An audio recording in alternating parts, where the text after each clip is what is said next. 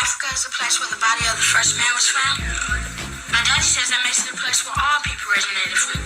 I'm from Africa, you from Africa, you African booty scratcher.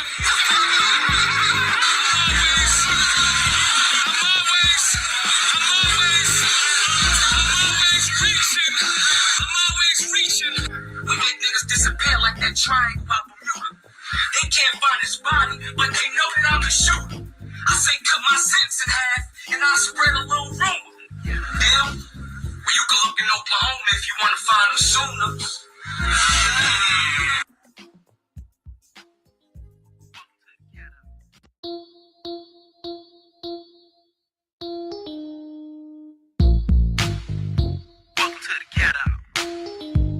Living day by day in my hood on the spot. See the same old thing, same dope fiends, cops. Just the average day in the streets, California. 5-0, find a young girl dead around the corner.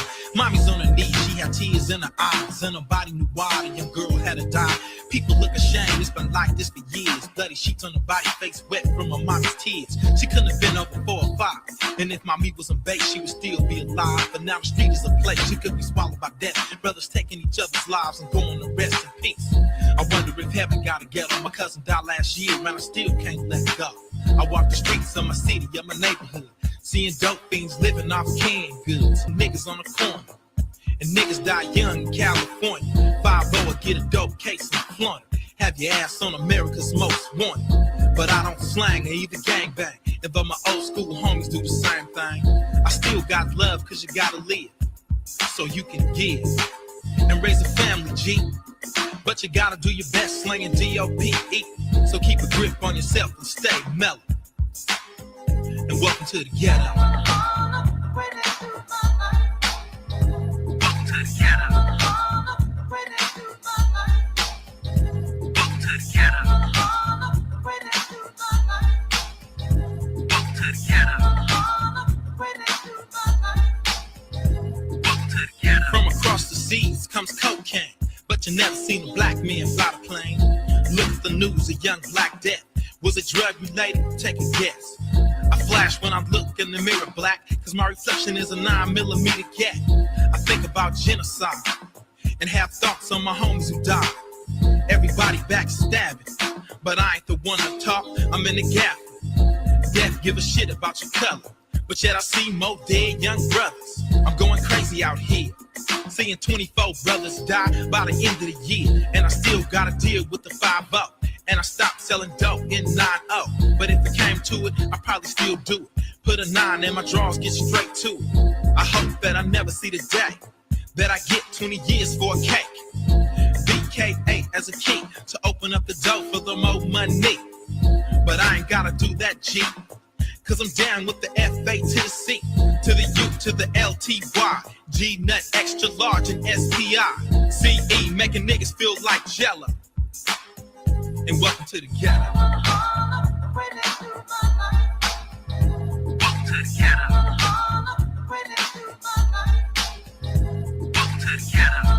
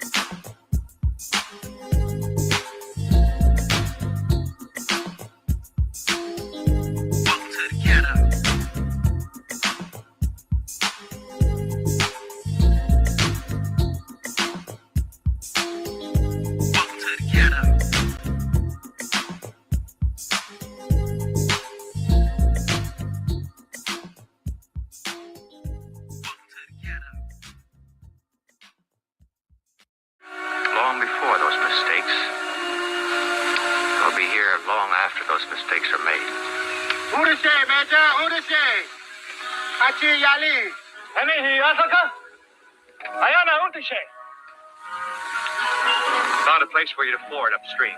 It's good and solid. Seminole, sir? That's one of the riddles, Captain.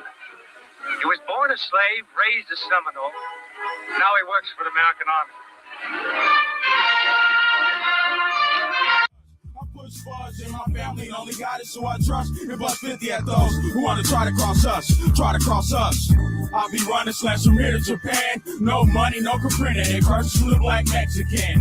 Moving yeah every day on your tracks, man. Important, extorting money laundering. I be running slash from here to Japan. No money, no comprehending. Curses from the black Mexican. They don't really understand.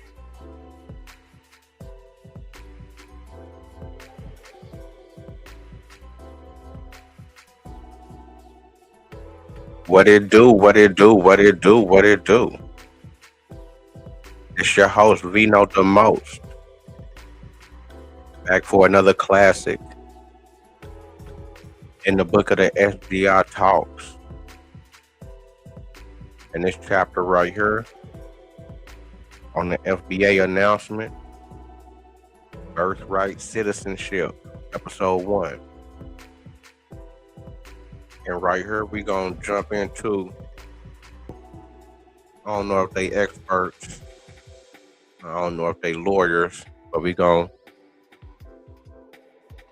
sit back and pull up and roll up. You know, I'm glad that you showed up to comment, like, subscribe, tell a friend, and do it again. About the birthright citizenship.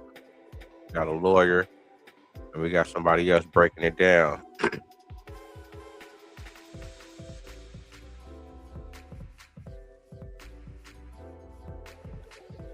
Make sure that you go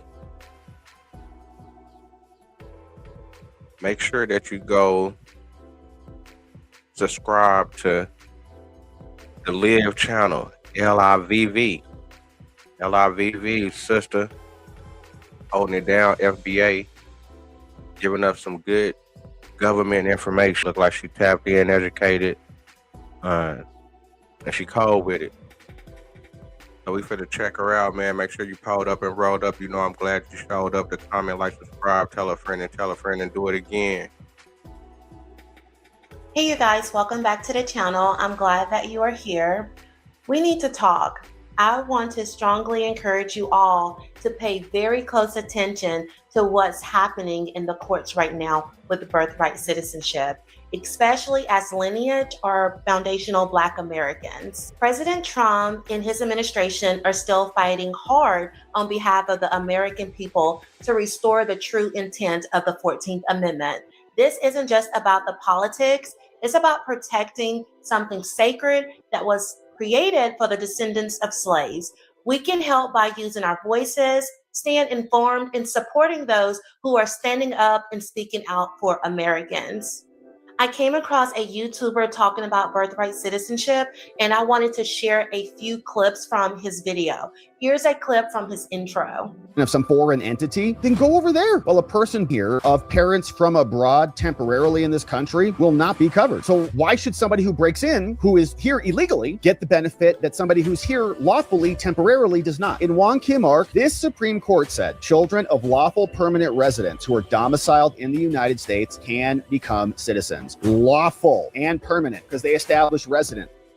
Remember, the lower courts issued a nationwide injunction to block President Trump's Executive Order 14160, but the Supreme Court basically said they were overstepping their authority, that they don't have the power to enforce a universal or a nationwide injunction against President Trump's EO.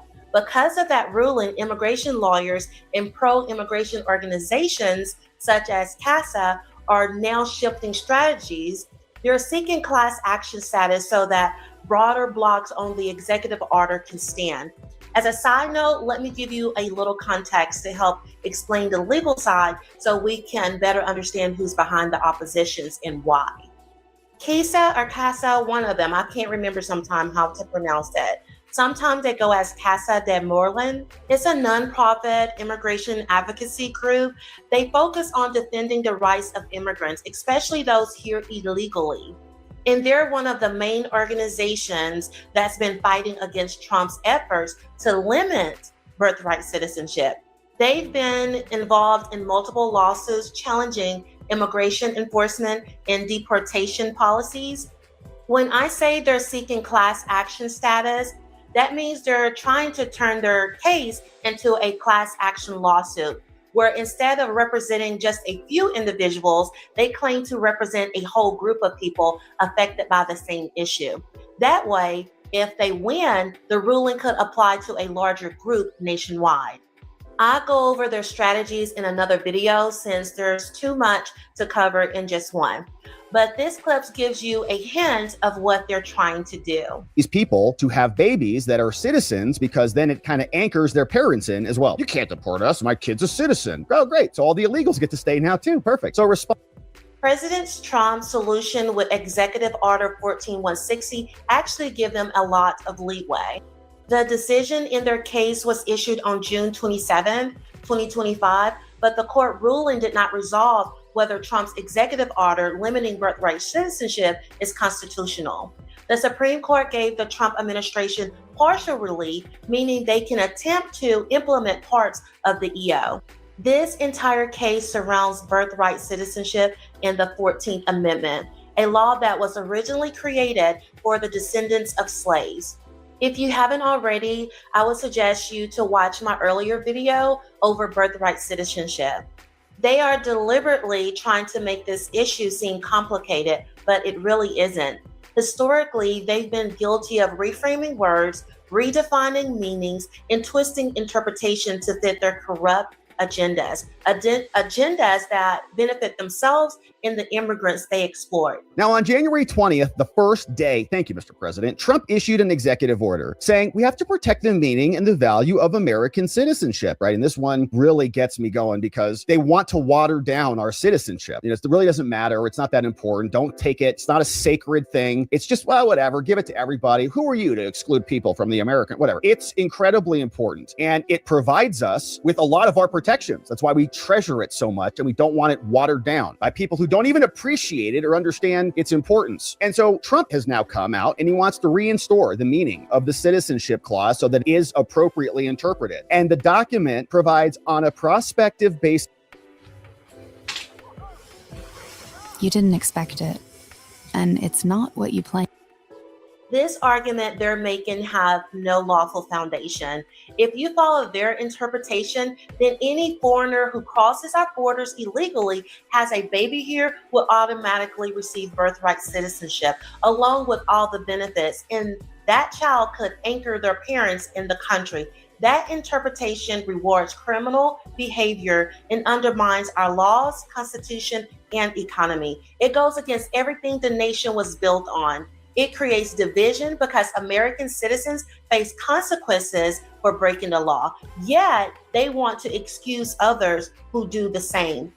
That kind of interpretation leaves the door wide open for abuse and corruption. Citizenship is not given, it's earned. That was determined in the Dred Scott case, when a man and an entire group of Black Americans built and established this country through free labor, not cheap labor. Our ancestors endured the most brutal system in world history, chattel slavery, and still became victors. They weren't even recognized as human beings, let alone citizens.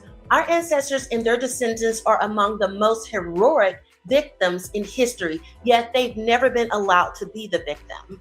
Now, illegal aliens want to come to a country where men, women, and children died fighting for freedom and claim birthright citizenship for themselves and their descendants under a law that was sealed in blood. They came with entitlement and behaved like victims. Lineage Black Americans are not immigrants, and we do not share the same American history, period. And no one is allowed to exploit our history. It's blatant disrespect. There are not descendants of chattel slavery, yet they act as if they share the same history. That's like them claiming to have been part of the Holocaust, pretending to share a struggle they never endured. They reveal the depth in their disrespect and distortion. They're fighting to give birthright citizenship to the children of those who broke the law to get here. Let's be perfectly clear. Those children are not Americans. They are subjects to the country their parents came from. That is also written in the 14th Amendment. They purposely overlooked the commas in the law. The Citizenship Clause of the 14th Amendment reads, all persons born in the United States and subject to the jurisdiction thereof are citizens of the United States. That part, subject to the jurisdiction thereof, is what they intentionally ignore. Listen to this part. He explained this section really well. Here's the clip. The Citizenship Clause of the 14th Amendment, it says the following very clearly. Born, new page, in the United States and subject to the jurisdiction thereof. And you can see these two commas here. A lot of scumbag judges out there try to ignore those commas because they're very inconvenient for them. It's a separate phrase. It's a standalone phrase that is connected to the physical birthplace. Born in the United States, that's one part, got to be physically born here. And that baby and the person who is having the baby is subject to the jurisdiction of the United States. It's a separate phrase, but they like to just delete the commas and make it one phrase so that born in is the only operative condition. And it's not. It's a whole separate phrase. They're very sneaky about this. We've called it out many times here. Even in Washington, the judge is like, well, it's a Constitution. Just take the punctuation out like it doesn't matter. It matters. That's the 14th Amendment. Now, the clause was adopted, writes the Trump DOJ, to confer citizenship on newly freed slaves and their children in the aftermath of the Civil War. Not on the children of aliens temporarily visiting the United States. So if you're like a diplomat or somebody, you just are visiting and you pop a baby here, you get citizen. What? Or illegal aliens. Never. Now on. I didn't get to watch his entire video, but I'll leave his page information in the description so that you can check it out. According to the original intent of the 14th Amendment, when it says and subjects to the jurisdiction thereof, it was never meant to apply to people whose parents were here illegally or without lawful status. If a parent does not have legal authorization or permanent residence, then under that original and the refined meaning, their children are still subject to the jurisdiction of their parents' home country, not the United States. Because if the parents never had legal standing here, then neither does the child. They were never under full U.S. jurisdictions to begin with. Now I will speak about the citizenship that our fellow white Americans receive in another video. But let me say this clearly. I understand Americans' history, and when illegals or their supporters try to deflect by pointing to how America was founded, that's our business, not theirs. We've been here since the beginning. We've fought our battles together before, and we can fight them again now. Stay out of our country's business. Let that be known. Here's why their argument has no legal legs to stand on. Birthright citizenship is sacred and sealed with blood, as I've said.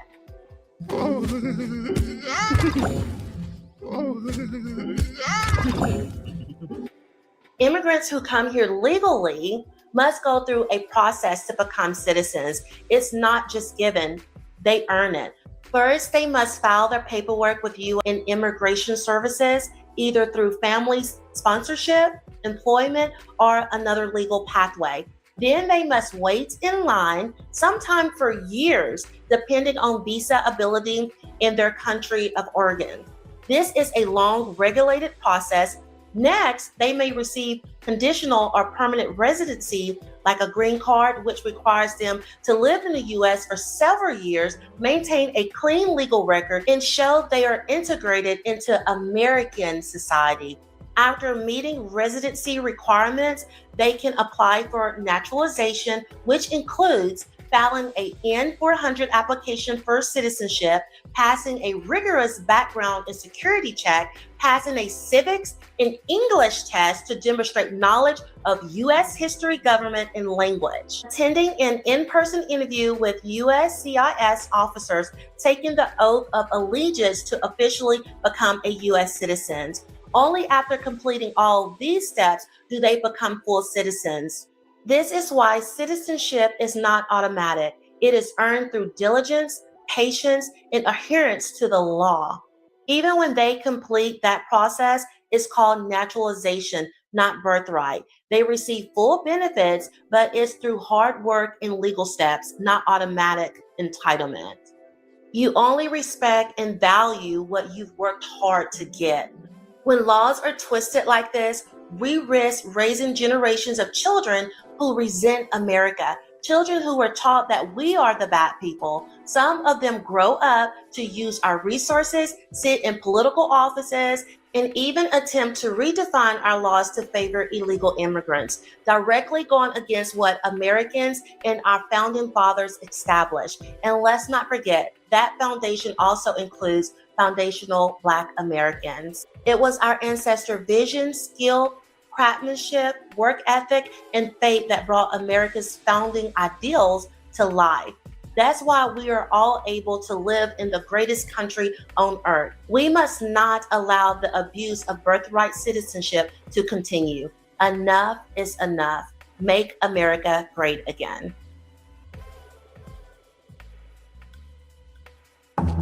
When it comes to great gifts, So Liv is definitely kicking that game, man. She definitely seemed like she know what's going on, and seemed like that she studied this area or that this subject, and we fit to tap more into it. Will make it kind of interesting with me because, you know what I'm saying, when I first kind of heard about FBA, my first time ever hearing about it, it was I would say it was about 3 years ago. It's about 3 years ago, something like that. And I had, you know what I'm saying, I was having this conversation on Facebook with this African lady, you know what I'm saying, that I work with. And we was kind of going back and forth, and I was telling her that she wasn't no Black person, that she was an African person, you know what I'm saying? And I was basing it, and this was before all this type of stuff. And I was just basing it off of, because, you know, they coming from a country, they can say they repping the country. Most people over here ain't, you know what I'm saying? Most Black people over here ain't repping no country like that. You know what I'm saying? So, and I was trying to let her know, like, shit, y'all not Black, y'all African. It's a difference. And then one of my partners, I put the FBA thing in there and had put the ADOs thing, and I really didn't know what he was on. I'm like, damn, FBA, and I felt kind of like, damn, I didn't know what FBA was, so they kind of had to tell me about it, but I still really didn't know what it was. You know what I'm saying? I still really didn't know what it was, but it's kind of crazy how it come around today. And shit, motherfuckers is telling motherfuckers that motherfuckers gotta leave. And motherfuckers ain't Americans, and motherfuckers ain't from here. Motherfuckers gotta reevaluate shit. I'm like, damn, I'm looking at shit like, damn, nigga, I'm just glad, nigga, my family ain't gotta go through no shit like that, because shit, nigga, we been here on my mama and daddy's side, you know what I'm saying? So I'm like, shit, it's all good, you know what I'm saying? But it's just kind of crazy how when I had that conversation with the African lady, and say no shout out to the African lady, but we was just having that conversation. And it's crazy how some years later, now we at this point, or now I'm at this point with kind of understanding more with history and kind of, you know, looking at it different than what I was looking at it years ago. You know what I'm saying? And with all this political shit going on, you know what I'm saying? It's just crazy how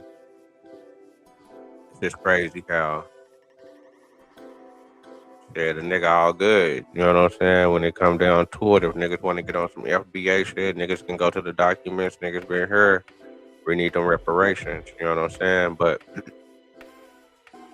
like I say, man, shout out to Liv. She dropping some good information right here. She finna tap in on a lot of court cases and a lot of good angles. You know what I'm saying? And a lot of good angles, man. So go on and tap in. Hey you guys, welcome back to the channel. It's Liv. In my last video, we talked about the strategies pro-immigration groups like CASA are planning to use to push back against President Trump's executive order on birthright citizenship. If you haven't seen that video yet, I'll add a card link here so that you can check it out. Today, we're going to break down how these groups are shifting their approach, who's really behind the lawsuits, and the deeper agenda that's driving it all. Let's talk about what the order actually says. President Trump's executive order makes it clear that the 14th Amendment has never been interpreted to extend citizenship to everyone born in the U.S. I want to take a moment to clear up this because a lot of people get confused about it. When they said subject to the jurisdiction thereof, they actually meant fully and politically subject to U.S. laws and allegiance, not just physically present here. That's why Native Americans living under tribal nations and foreign diplomats' children were excluded. Let me explain a bit further. When it comes to Native Americans, they were not automatically granted U.S. citizenship under the 14th Amendment because they were considered members of sovereign tribal nations, owing allegiance to their tribes rather than the United States. They officially became citizens in the year of 1924 through the Indian Citizenship Act, also called the Snyder Act. It was signed by President Calvin Coolidge. The purpose of the law was to grant U.S. citizenship to all Native Americans born in the United States, regardless of tribal affiliation, while still allowing them to retain tribal citizenship and sovereignty. So from 1868 to 1924, most Native Americans were not considered U.S. citizens unless they renounced tribal allegiance and went through a naturalization process, which many refused to do to preserve their sovereignty. That's why I strongly disagree with the Wong Kim Ark cases. That law is different from birthright citizenship under the 14th Amendment. Senator Trumbull, who wrote both the Civil Rights Act and the 14th Amendment, he explained, what do we mean by complete jurisdiction, not owing allegiance to anybody else? And to really understand where that meaning comes from, we have to look at the man who actually wrote the heart of the 14th Amendment. His name was John Amer Bingham. He was a Republican congressman from Ohio, a key member of the House Judiciary Committee, and one of the most influential figures in Reconstruction era legislation. Bingham drafted the first section of the 14th Amendment, the part that guarantees citizenship, due process, and equal protection under the law. Bingham wanted to make the Bill of Rights apply to the states, whose primary intent was ensuring that state governments could not violate the fundamental rights of newly freed Black Americans after the Civil War. While other lawmakers like Senator Jacob Howard and Representative Thaddeus Stevens helped shape and advocate for the amendment, Bingham was the main writer of its core language. That means the framers intended for those who owed complete allegiance to the United States, not for people here temporarily or illegally whose allegiance remained elsewhere. It has always excluded those not subject to U.S. jurisdiction, meaning people who are here unlawfully or temporarily. President Trump's executive order identifies two cases where a child born in the U.S. would not automatically receive citizenship. One is when the mother is unlawfully present in the U.S. at the time of birth, and the father is neither a citizen nor a lawful permanent resident. Here's what nobody's telling you about the new bearskin hoodie. This fleece is thick. It's made from 340 GSM.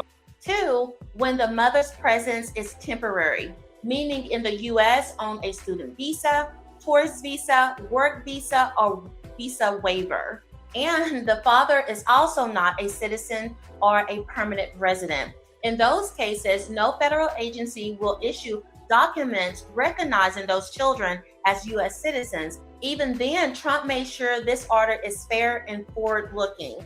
It's not retroactive. It only applies to the children born after February the 19th. That's 30 days after the EO order was signed.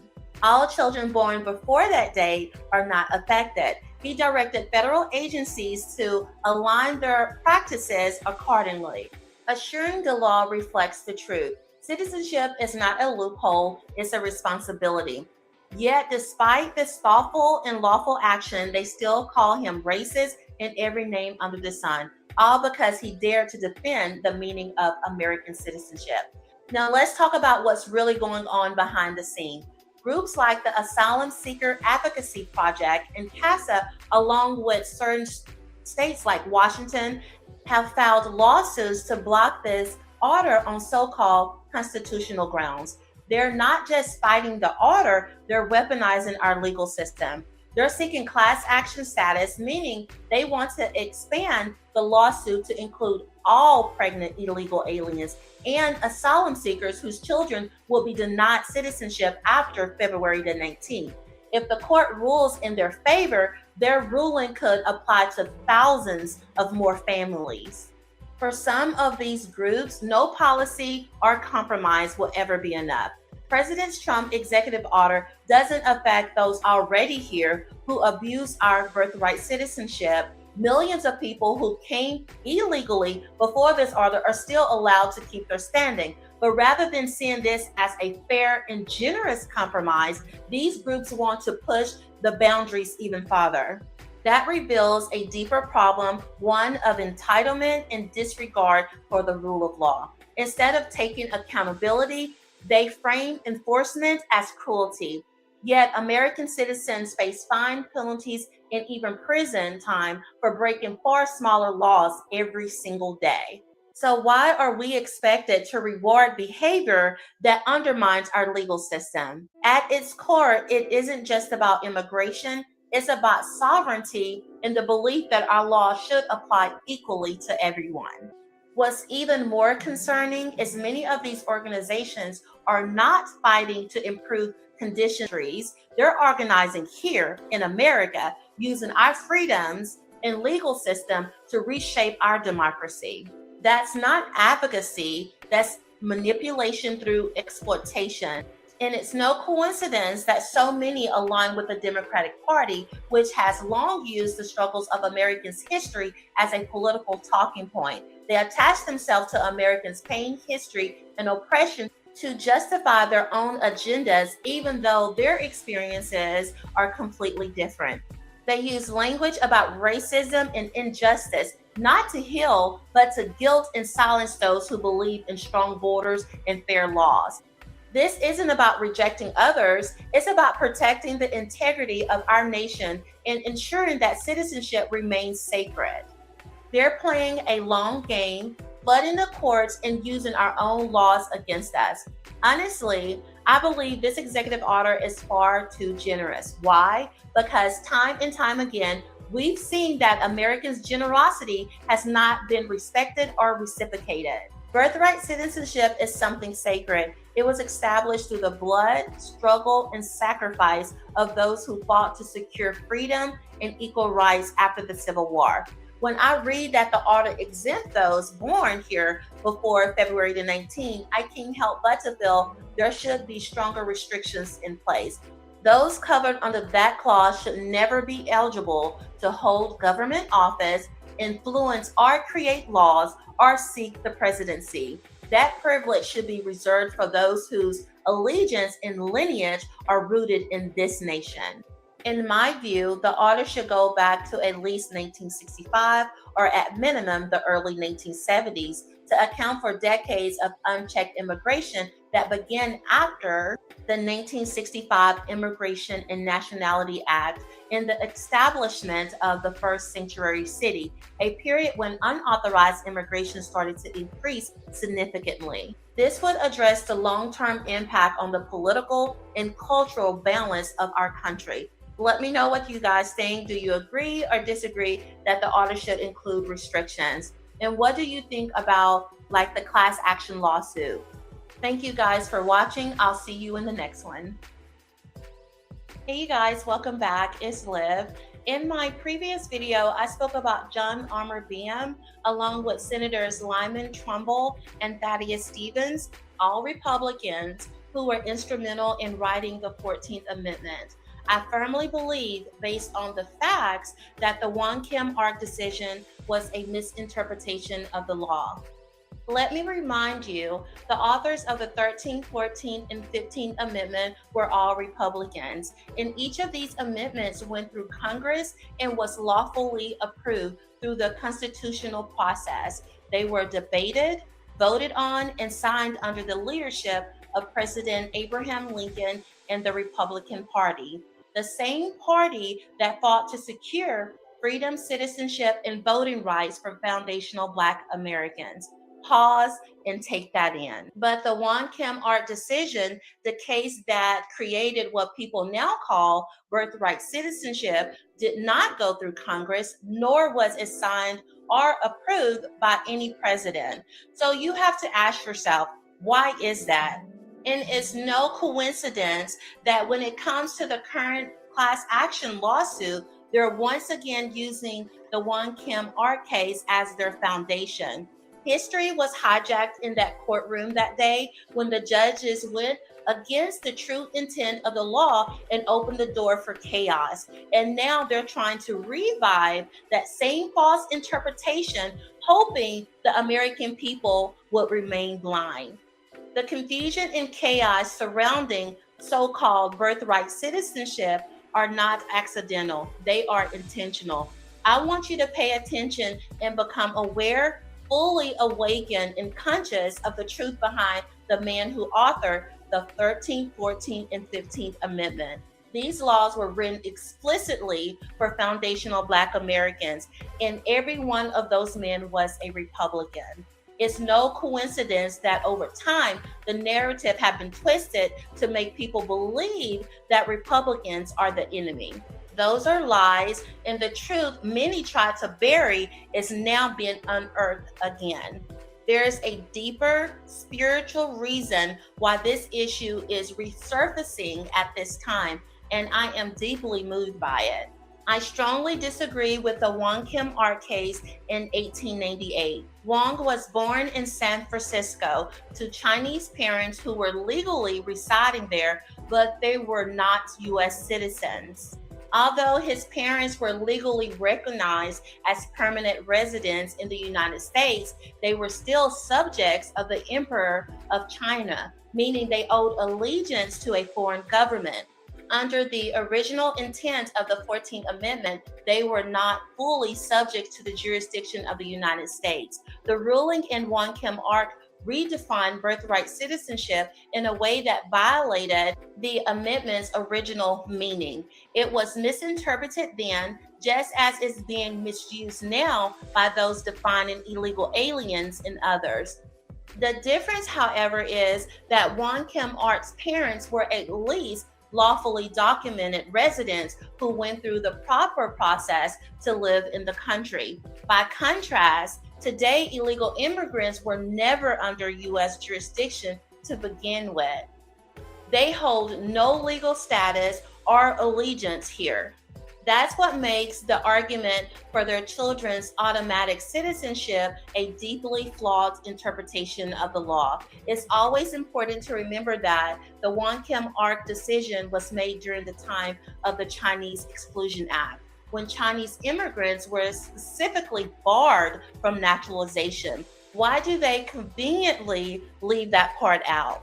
There was no president or act of Congress that granted citizenship in that case. It was solely a Supreme Court decision, one that stretched the meaning of the 14th Amendment far beyond what its framers intended.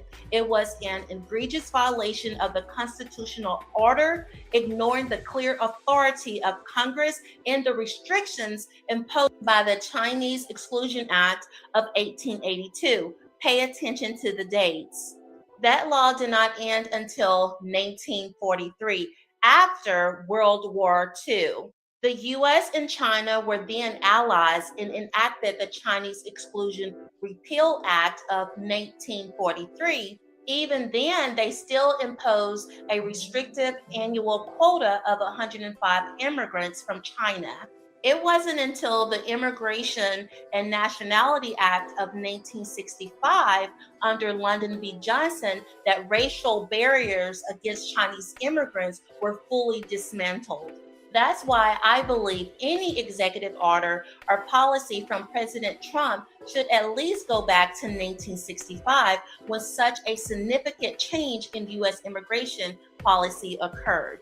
When Won Kim Ark's lawyer in the court argued that his citizenship was valid under the just soil principles, the right of the soil, they claimed that simply being born on U.S. land made him citizen. But if that were truly the case, there would have been no reason whatsoever for Congress to explicitly define birthright citizenship in the 14th Amendment, written in 1866 and ratified in 1868.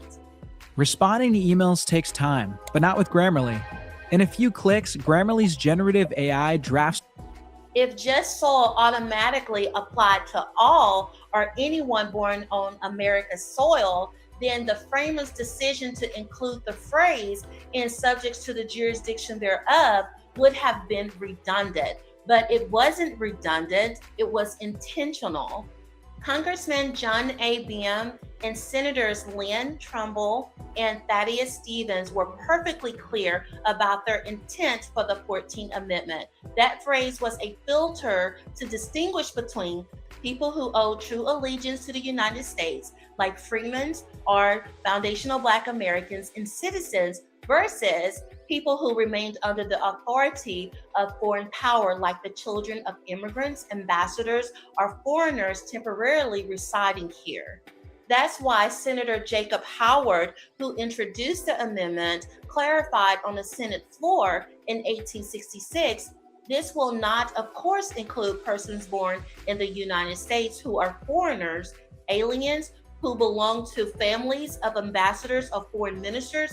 So by their own words, the framers never meant for birthright citizenship to apply to anyone merely born on U.S. soil unless they were fully subject to U.S. jurisdiction allegiance. To further prove the fact, an important Supreme Court case in 1884 called Elkins, this case directly clarified the original meaning of subject to the jurisdiction thereof. This case was 14 years before the 1898 case of United States versus Wong Kim Ark. In the Elk case, the plaintiff, John Elk, was a Native American, a member of an indigenous nation born on U.S. soil within Native nations. Quick clarification, I'm using the term Native American to refer to the indigenous people of the United States. However, in the court documents, they use the term Indian. I'm choosing to say Native American to keep things clear in modern context and to avoid any confusion with Indian Americans from India. So Elk later left his tribe, moved to Omaha, Nebraska, and tried to register to vote. The local registrar, Charles Wilkins, denied his application, saying Elk wasn't a U.S. citizen. So Elk sued, arguing that he was born in the United States under the 14th Amendment that made him a citizen. However, the Supreme Court ruled that Elk was not a citizen, even though he was born on U.S. soil. And I think it's worth noting that John Elk and the indigenous people of the United States were the original inhabitants of this land long before Europeans arrived. Yet he was denied citizenship. By contrast, Wong's parents were immigrants with no generational roots in the United States, and the court's ruling in his case showed the difference in how subjects to the jurisdiction thereof was applied. And the court's reasoning clearly gives us exactly what the framers meant by subjects to the jurisdiction thereof. It was a definitive explanation of what the framers meant. Here's the key quote from the decision. The Indian tribes were not, at the time of the adoption of the Constitution, subjects to the jurisdiction of the United States.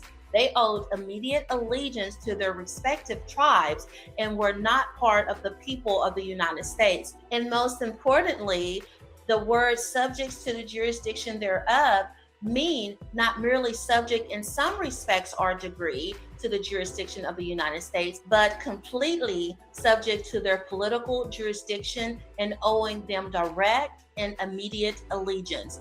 That language is identical to what Senator Trumbull said when explaining the Civil Rights Act of 1866, that being subject to the jurisdiction meant not owing allegiance to any other government or power.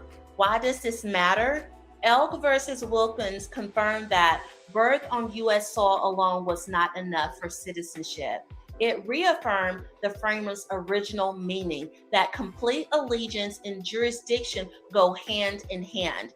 the court recognized that Elk was born under the sovereignty of another nation, his tribe, just as children of foreigners would be born under the sovereignty of their parents' nation. So in 1884, the Supreme Court was still aligned with the framers' intent that subject to the jurisdiction thereof was a matter of political allegiance, not mere location. You must ask yourself, why was the framers' original intent upheld in Elk versus Wilkins case, but not the Wong Kim Ark?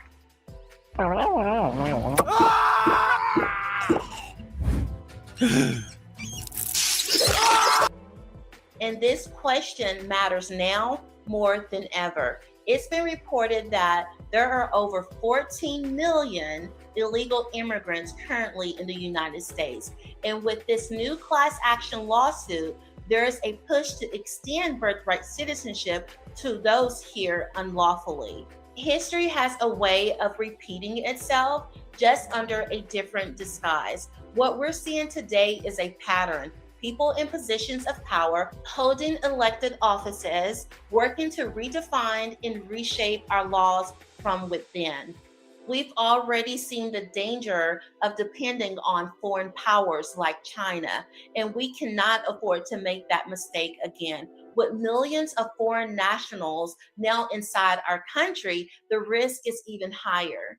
The risk of our laws being reinterpreted or redefined to serve agendas with American sovereignty or the will of its people.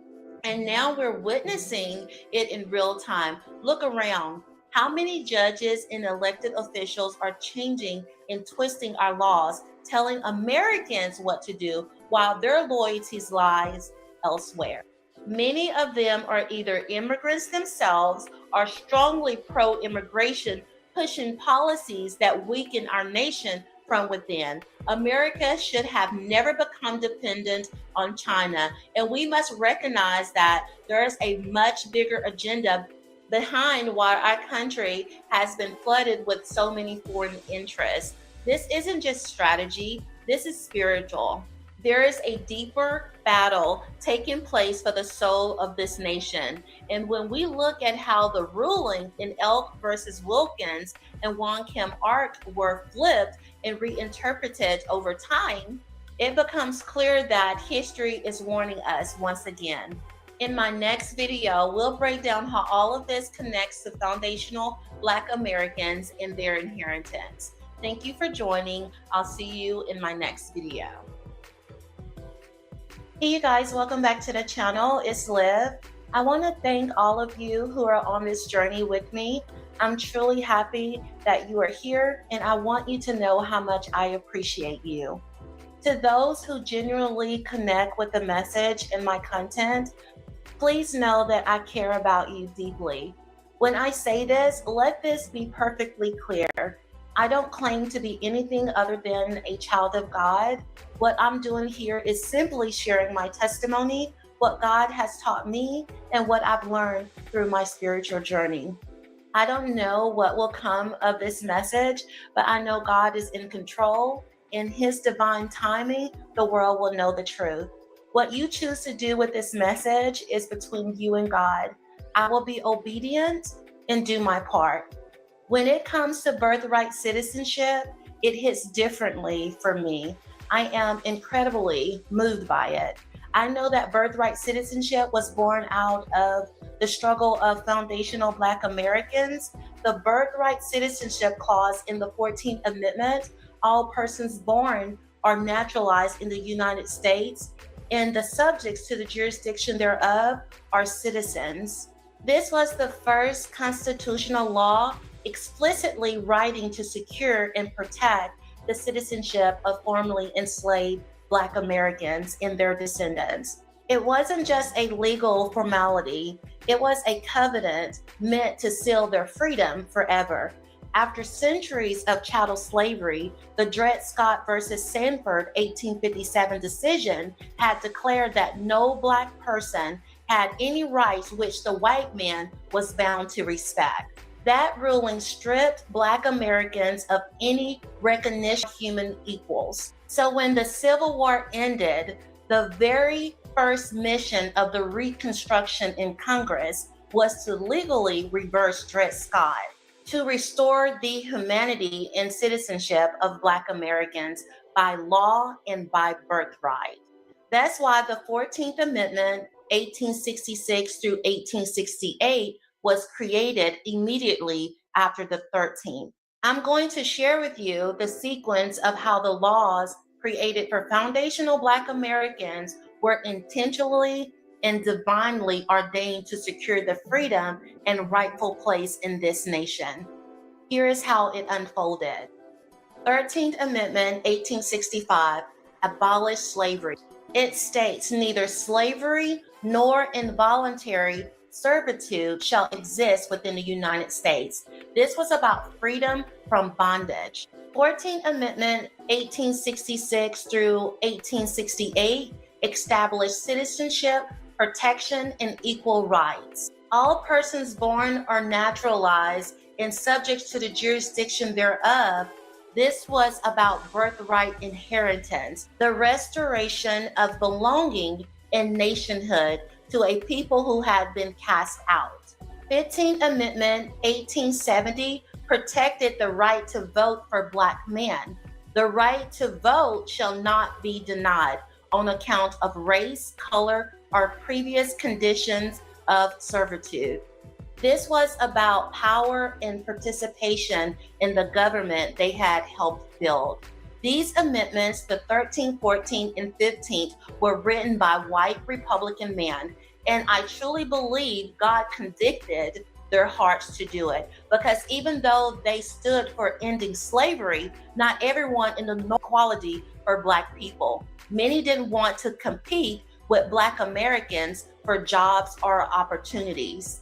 And in the South, they outright hated the idea of freedom and equal rights for Black Americans. But God has a way of preparing a table in the presence of our enemies.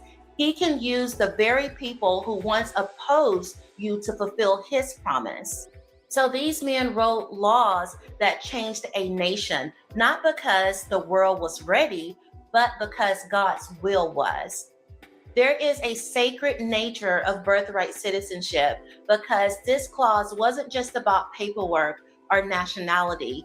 It was the legal expression of restoration to a people who had been stripped of their name, land, and identity. It was all stolen, but they couldn't strip their spiritual faith, although they tried. Birthright symbolized a new birth that had enslaved God's children, a spiritual inheritance that was meant to be protected and never overturned, left untouched.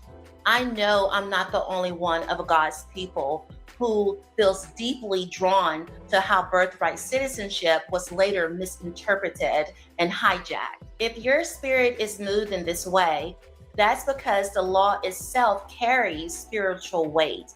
It was meant to seal the freedom of a chosen people, and its misuse represents not just legal corruption, but spiritual betrayal. Why does this matter now?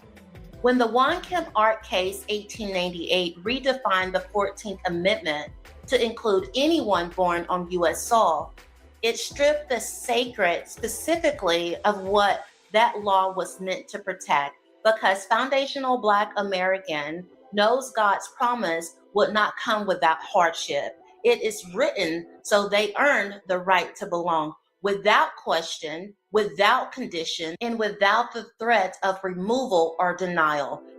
That right was sealed through sacrifice. Our ancestors' blood was shed on this land to establish a sacred covenant, a covenant that tie our freedom, citizenship, and inheritance directly to the cost of their lives. When they chose to fight in the Civil War, many knew they may not return home, yet they fought anyway, not just for themselves, but for the generations who would come after them, so that their descendants would never again have to fight for the right to exist in the land their blood had already redeemed. Just as our Savior shed his blood for redemption, Their blood sanctified the promise of belonging in America. But over time, that covenant was hidden from the sacredness and was morally distorted, twisted, redefined, so broad that anyone could claim its benefits. Even those who were never part of the struggle nor the sacrifice, that's what I believe was lost in the misinterpretation of One Cam art and the true meaning of birthright citizenship. That's why you feel the law in its mishandling carries a deep spiritual wound, because it does. Those dates and events matter. They carry deep significance. You had a group of people in the South who never wanted slavery to end. They wanted to govern their own states. Look around. What's happening now? They wanted to separate from the Union and refuse to be part of the United States that stood against slavery. That rebellion is what sparked the Civil War, a war fought to preserve slavery under the disguise of states' rights. Meanwhile, there were free Black men in the North who stood up and enlisted in the Union Army. Over 180 Black soldiers joined the fight for freedom. That was a very significant number of Black soldiers during that time.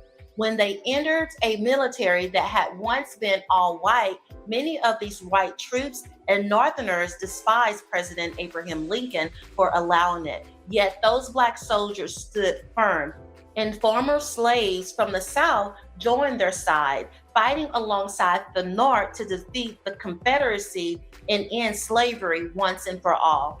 After the war, Union troops were stationed throughout the South to enforce the end of slavery, and new laws were followed. But the South hated that. After the Civil War victory, Black American families began to thrive. They built their own homes, schools, churches, business. They owned land, opened banks, and established thriving communities that supported one another. For the first time, they gained real political power, electing Black leaders to local offices, state legislators, and even Congress during Reconstruction. This Black excellence was not limited to Tulsa, Oklahoma, the Black Wall Street that is most widely remembered. You have to ask yourself, what happened? What changed? And just as in the beginning, those who captured and enslaved our ancestors knew exactly who they were. That's why they worked so hard to strip us of our language, our faith, our name, and our identity. They knew who we were then, and their mission has always been to make sure we never remember. But the truth cannot stay buried forever. There is a reason why President Trump's leadership has resurfaced in this time. It's not by coincidence. What set him apart from the rest is that he was not a politician. They knew what his plans were, and they did everything in their power to stop him. But it's not about the man himself. It's about what God has appointed him to do that truly scares them. That's why he faced so much resistance, betrayal, and opposition, even from those who were supposed to stand with him. It's almost poetic how God can turn the enemy's own tactics against them. The very media used against Black Americans and Trump became the platform that was used to declare the truth of birthright citizenship. With numerous policies that have been wrongly enjoined on a nationwide basis. And some of the cases we're talking about would be ending birthright citizenship, which now comes to the fore. That was meant for the babies of slaves. It wasn't meant for people trying to scam the system and come into the country on a vacation. This was, in fact, it was the same date, the exact same date, the end of the Civil War. It was meant for the babies of slaves, and it's so clean and so obvious. But this lets us go there and finally win that case, because hundreds of thousands of people are pouring into our country under birthright citizenship, and it wasn't meant for that reason. It was meant for the babies of slaves. And who it rightfully belongs to, the babies of slaves, meaning the descendants of foundational lineage Black Americans. Let that news spread worldwide. The issue of birthright citizenship, something that was originally sacred to our ancestors' freedom is now back on the surface, forcing America to confront what was hidden. We must recognize who the real enemies are, not the ones they distract us with, but those who profit from keeping us divided and blind, yet the awakening has begun. And as we cross this 400-year mark, it's time to remember who you are, why you were chosen, and what covenant was made for our redemption. Hey, you guys, welcome back to the channel. It's Liv. I just want to take a moment to say hello to everyone who connected with the message. I truly pray that God continues to bless you and those around you, guiding you all into His truth and promise. I want to make something very clear. I am a child of God, a follower of Christ. I'm not hiding my faith. When you're truly saved and in a covenant with our Heavenly Father, He begins to transform and renew your mind. I believe only through that renewal can you truly discern and understand His will for your life and the gifts He's placed within you. One of those gifts is discernment. And His word tells us that if you lack wisdom, all you have to do is ask and God will give it to you generously. As a child of God, walking in covenant, I trust His Holy Spirit to lead me into all truth. And that's exactly what I'm seeking. I share what God has placed on my heart, not because I have to, but because I love Him. I want to be obedient to His Spirit and share what He has taught me with everyone who is willing to listen. You don't have to agree. We all have free will, but I want you to remember God's word is alive, powerful, and sharper than any two-edged sword. It pierces through the soul and spirit, joints and marrow. It discerns the thoughts and intentions of the heart. So I have peace in knowing that God knows my heart and the intent behind what I say. If anything I share is not true, then He is the one I will answer to, and I'm grateful for that. I don't answer to man, and I know I am not of this world, so I will not conform to it. I know exactly who I am because of my Father, Lord and Savior, Jesus Christ. Everything I do is out of love and obedience to Him. I will never force anyone to believe as I do. That's your choice, but I'm going to do my part and walk God has revealed to me. It's not about me. I have grandchildren that will be here when God's purpose is fulfilled in me. I care deeply about that. As for my message on birthright citizenship, I understand that some may say the Bible is often misinterpreted, but I'm not relying on interpretation alone. I'm relying on the Holy Spirit to guide me into the truth. He leads me to the scriptures, the tools, and the understanding I need to see things clearly. And that's where my confidence and conviction come from, not man, but God. And for anyone who's questioned me knowing how to read the room in regards to the content I share, let's not forget, you stepped into a room I created. It's not that I can't read it. It's simply because I view the room through different lenses. Perhaps there may be a need for readjustment of your lens so that you can see clearly while you're here. It's apparent we're not all wearing the same lenses. In one of my previous videos, I told you I will break down the truth about white American citizenship. Let's go back to the beginning when the European colonizers and settlers came to this land. They arrived with African men, women, and children, our ancestors. This was during the 1500s and early 1600s. From the very beginning, Black and white people were together on this soil. When they reached North America, which would later become the 13 colonies, the land was already inhabited by the indigenous nation, including American Indians and Black Americans who had their own lands, government, and systems of self-rule long before Europeans arrived. These two are our ancestors. They were part of the indigenous nation known as Indian Americans through bloodline, adoption, or allegiance before colonial systems and U.S. racial laws divided and reclassified them on paper based on skin color. So let's be clear, in the beginning, there were only Indians, Blacks, and white Americans.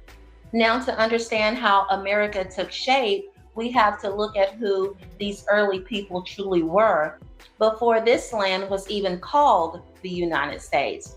The white European colonizers, settlers, and their descendants who came to America were subjects of the British Crown. This means they lived under British rule and were bound by British common law, specifically the principle of just soil and citizenship by bloodline. They were not automatically American citizens. Before Africans were captured and sold into slavery, they belonged to powerful and independent kingdoms across West and Central Africa, places like the Kingdom of Congo and the Ashanti Empire. Each was its own sovereign nation with its own rules, culture, and laws. And when the European traders and colonizers began to capture and purchase people from these nations, they didn't just take the weakest, they took the best. They captured skilled farmers, builders, warriors, and leaders, men and women of intelligence, discipline, and spiritual strength. They knew exactly who they were bringing because they understood that the people they enslaved would be the foundation of the labor, economy, and even the culture that would build America. At that time, the only people who had rightful claim to the land here were the Indian Americans, the indigenous nation who already governed and lived upon it. As I mentioned earlier, the territories eventually became the 13 colonies, ruled and controlled by Britain, right? But over time, the colonists grew restless under British authority and laws. Their desire for self-rule led them to prepare for the Revolutionary War, a fight to break free and claim independence from the British Crown. During the Revolutionary War back in 1775 and 1783, when the colonies decided to break away and fight for independence, the war wasn't just about taxes, it was a goal in becoming self-governing. So many enslaved and free Black Americans fought in that war on both sides. Many joined the American colonists, believing that their courage and sacrifice would earn them freedom and recognition as citizens because they were promised that it would. Others fought for the British, who offered freedom to any enslaved person willing to escape from their American enslavers and serve in the British Army. Black soldiers fought, bled, and died in the very war that established America's independence. Their participation helped secure victory against British. Many were placed directly on the front line, carrying the weight of a nation's future on their backs. But when the war ended in 1783 and America claimed its freedom, those same Black men and women were denied the very rights they had fought for. Even though they helped win the nation's independence, they were not granted citizenship or equal protection under the law. The American Revolution, also called the U.S. War of Independence, was fought between 1775 and 1783 as 13 of Great Britain's North American colonies rose up to throw off British rule and establish the sovereign United States of America, formally founded in Declaration of Independence in 1776. After the Revolutionary War, like post-1783, they formed a new nation with its own constitution, government, and laws. When America gained its independence from Britain, everyone who lived here had previously been subjects of the British Crown. So the new nation needed to legally define what it meant to be a citizen of the United States. Since American citizenship didn't exist yet, the first citizenship law, the Naturalization Act of 1790, this was the very first law passed by Congress to define who could become a citizen of the new United States. It stated that citizenship was reserved for free white persons of good moral character. That means by law, only white Americans and their descendants could naturalize and be legally recognized as citizens.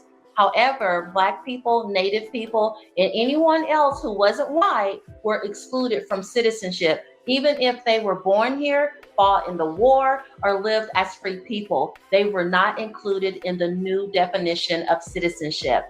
Even though they all were under the British government in control and fought in the war to end British control and freed the colonies from being subjects of the crown, but it didn't yet free the enslaved or grant them legal standing as citizens. So there were enslaved Black Americans who were still in chattel slavery, where free labor, gifts, and skills established the powerhouse United States economy. That act became the legal foundation of white American citizenship. It's what transformed them from subjects of the crown into citizenships of the United States. Foundational Black Americans' promise was not fulfilled until centuries later, after the Civil War. They gained lawful citizenship through the 14th Amendment, 1868. They fought and sacrificed not only for their own freedom, but also to preserve the United States as one nation. They helped secure victory against the Southern states, which wanted to govern themselves, remember? Maintain slavery and even break the Union apart. In doing so, FBAs fought to claim their rightful citizenship to keep the country united. That was the legal fulfillment of what many of our ancestors had fought back in 1776, the right to be free, recognized, and protected under the law in the country they helped build. Birthright citizenship is both divinely and lawfully recognized, fulfilling the promise first sown during the Revolutionary War. What made this covenant even more sacred was their unwavering allegiance to America. When the Confederate States broke away from the Union, they went against the Constitution and allegiance to the United States. It was foundational Black Americans who stood firm and kept the nation united, even after generations of mistreatment and injustice. Their loyalty never wavered. That loyalty was honored by God and written into law. The Reconstruction Amendment, especially the 14th, carried powerful protections that were explicitly intended for Black Americans. These were not ordinary divine fulfillments of a promise. God used the very structure of the U.S. Constitution to write freedom and belonging into law for the people who had remained faithful through every trial. The original 14th Amendment stands as both a legal and spiritual covenant, proof that God saw their sacrifice and sealed it with protection, recognition, and the right to inherit the nation they helped build. It was very different. Every other group went through the naturalization process for citizenship. You have to ask yourself, why did they try to destroy the birthright citizenship by misinterpreting its meaning? It's because it's an inheritance to the land and the nation. The only Americans who have birthright citizenships are lineage Black and white Americans, and it's a section in the law that is incredibly powerful. Section 3 of the 14th Amendment was written specifically to bar former Confederates and those who had taken an oath to the United States but then fought against it from returning to a position of power in government. It was meant to protect the Union and uphold loyalty to the Constitution after the Civil War. That clause is still active. It's the disqualification for insurrection rebellion.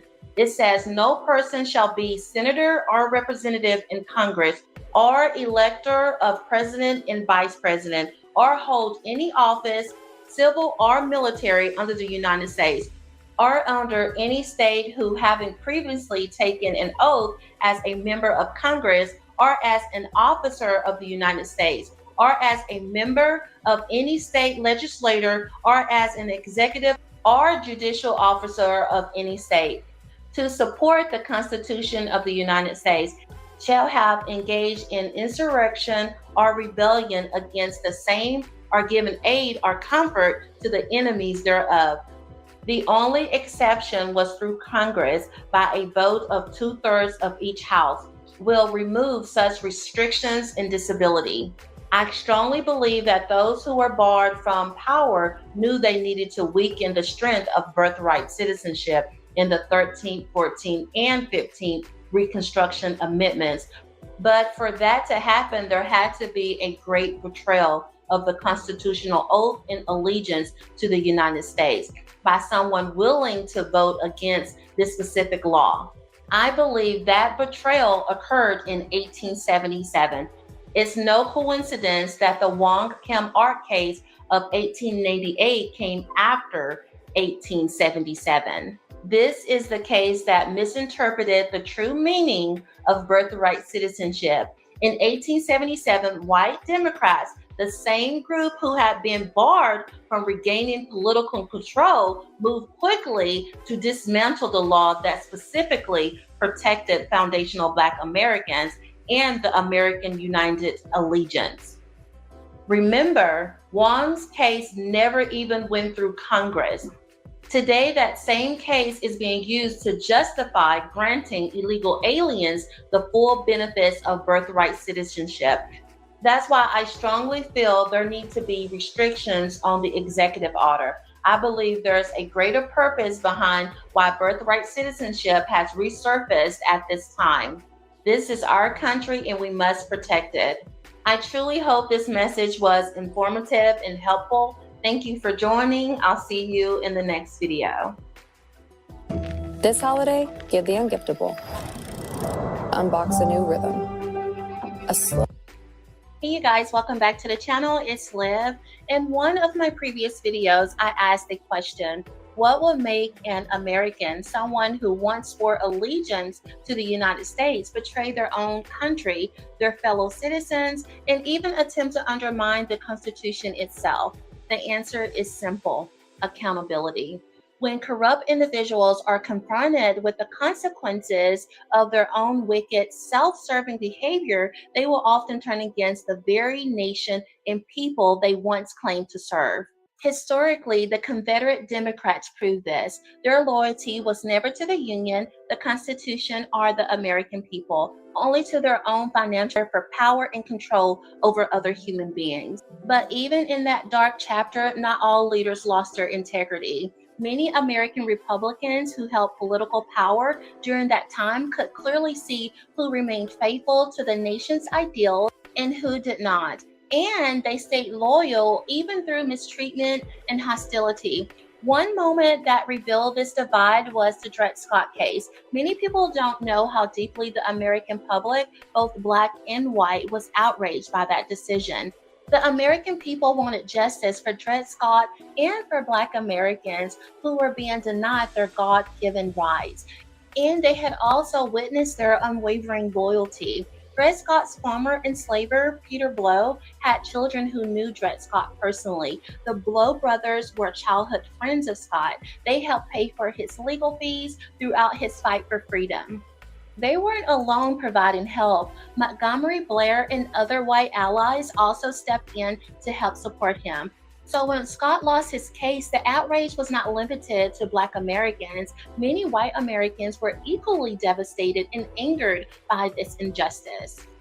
After the Supreme Court's ruling in 1857, the Blow family purchased the freedom of Dred Scott, his wife, and their family. While he died 9 months later, his story ended not in bondage, but in freedom.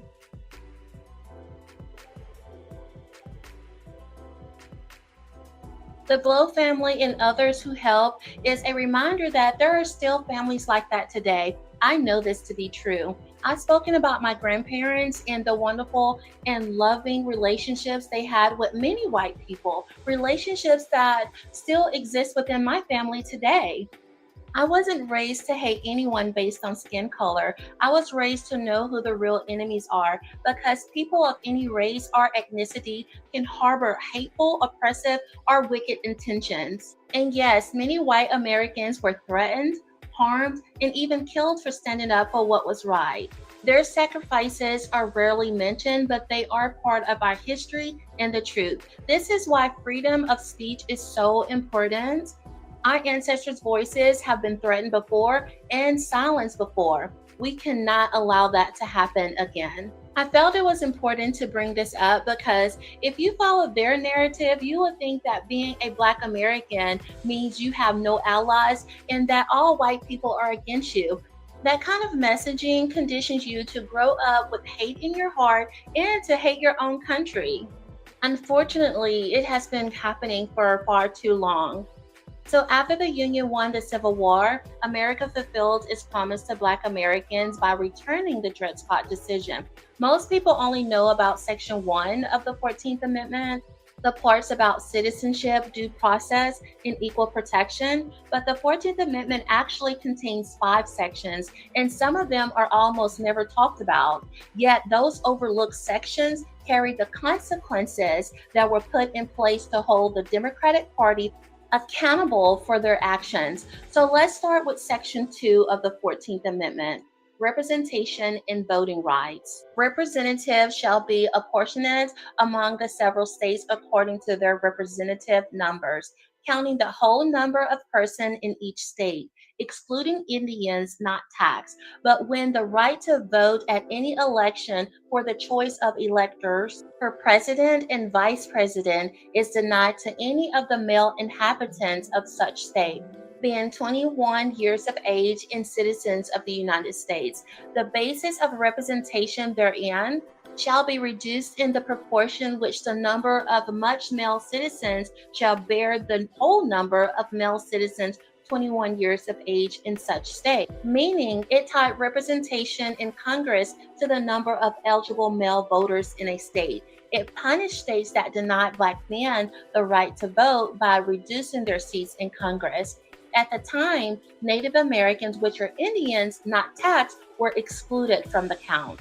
To be clear, Section 2 of the 14th Amendment was explicitly designed to protect Black political power. It said that if a state denied Black men the right to vote, they would lose seats in Congress. Section 3, disqualification of Confederate officials. No person shall be senator or representative in Congress, or elector of president and vice president, or hold any office who having previously taken an oath to support the Constitution of the United States shall have engaged in insurrection or rebellion against the same, or give aid or comfort to the enemies thereof. But Congress may, by a vote of 2/3 of each office, remove such disability, meaning they don't even want anyone offering them comfort or relief for betraying the Constitution. The Confederate Democratic leaders from holding U.S. office unless Congress forgave them by 2/3 vote. The law intent was to prevent pro-slavery Confederate Democratic groups and individuals who betrayed the Union from ever regaining political power after the Civil War. Section 4, public debt and Confederate claims. The validity of the public debt of the United States authorized by law shall not be questioned. But neither the United States nor any state shall assume or pay any debt or obligation incurred in aid of insurrection or rebellion against the United States, or any claim for the loss of emancipation of any slave. But all such debts, obligations, and claims should be held illegal and void, meaning guaranteed the Union's debt for the Civil War would be honored and forbids payment of Confederate debts or compensation to former slave owners for freed slaves. Essentially said, the Union wins, the Confederacy financial claims are void. Section 5, enforcement power.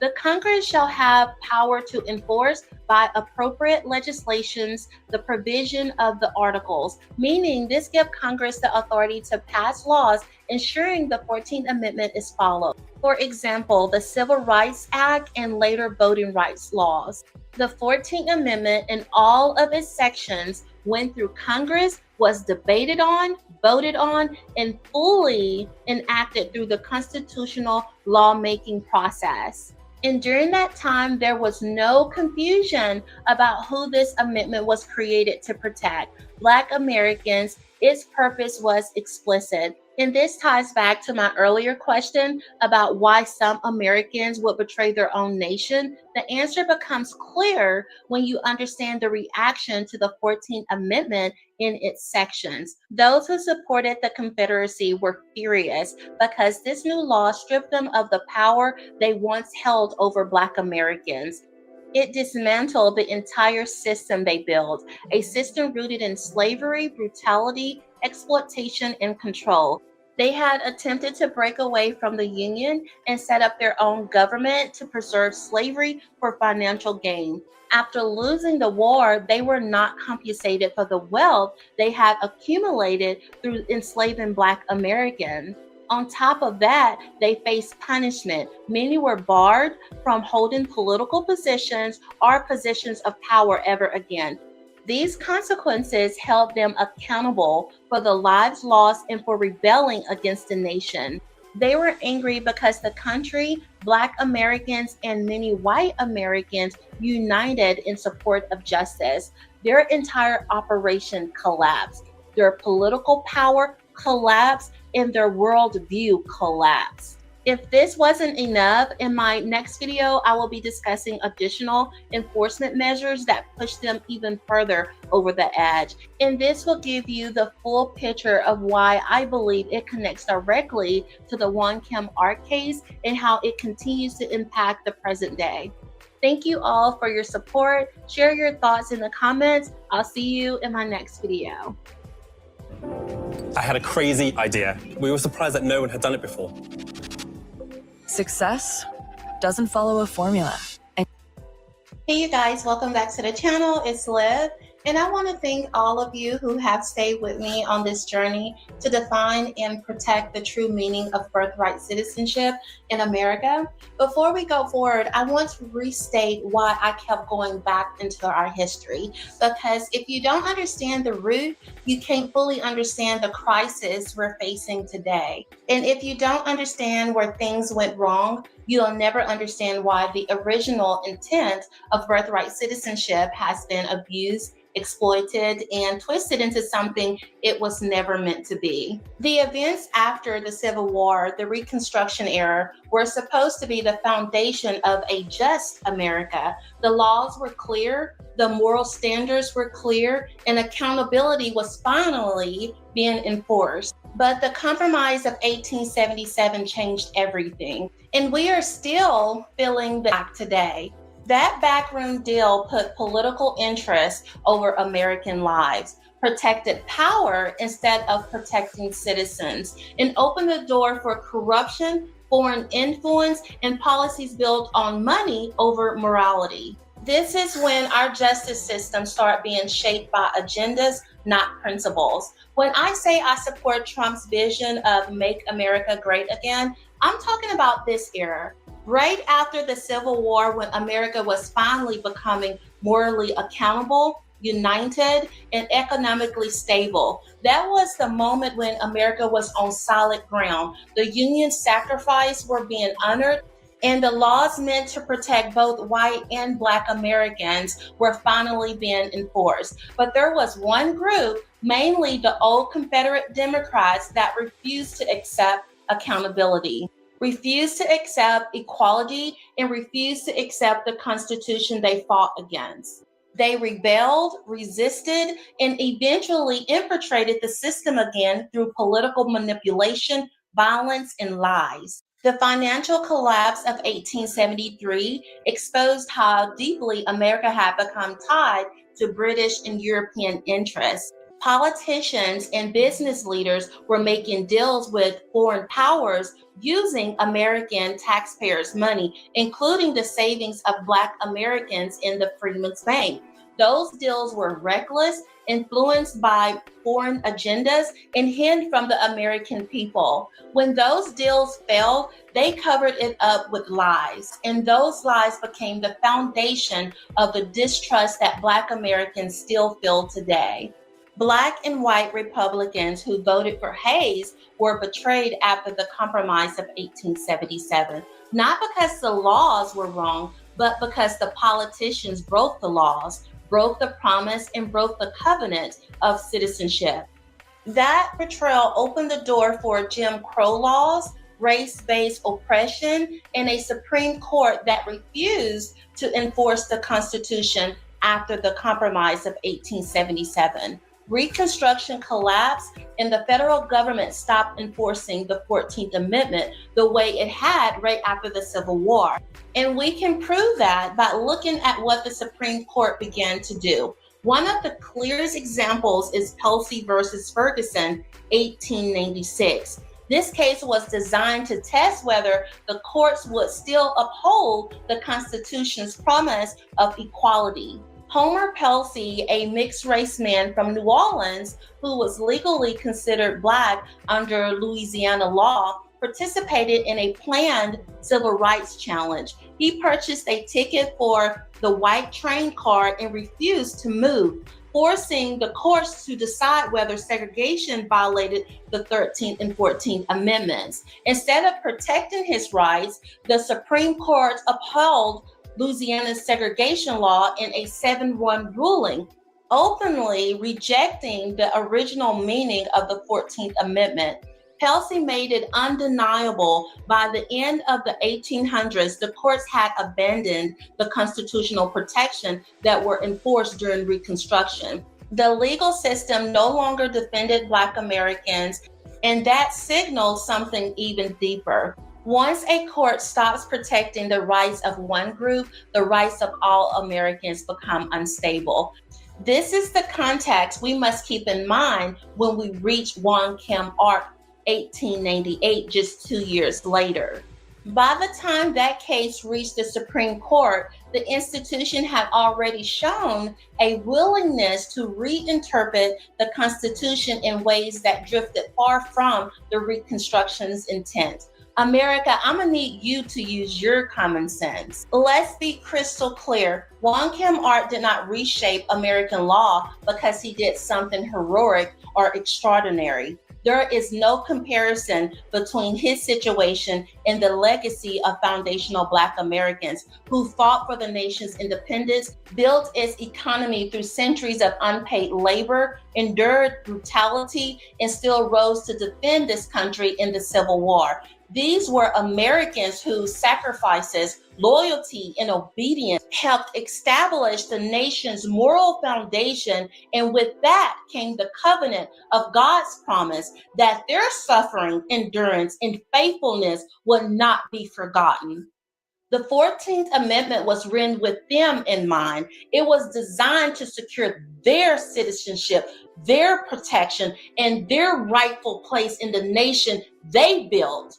Wong Kim Ark's case was elevated not because of personal courage or any nation-shaping contribution, but because political forces had already begun weakening and redefining the original meaning of American citizenship after 1877.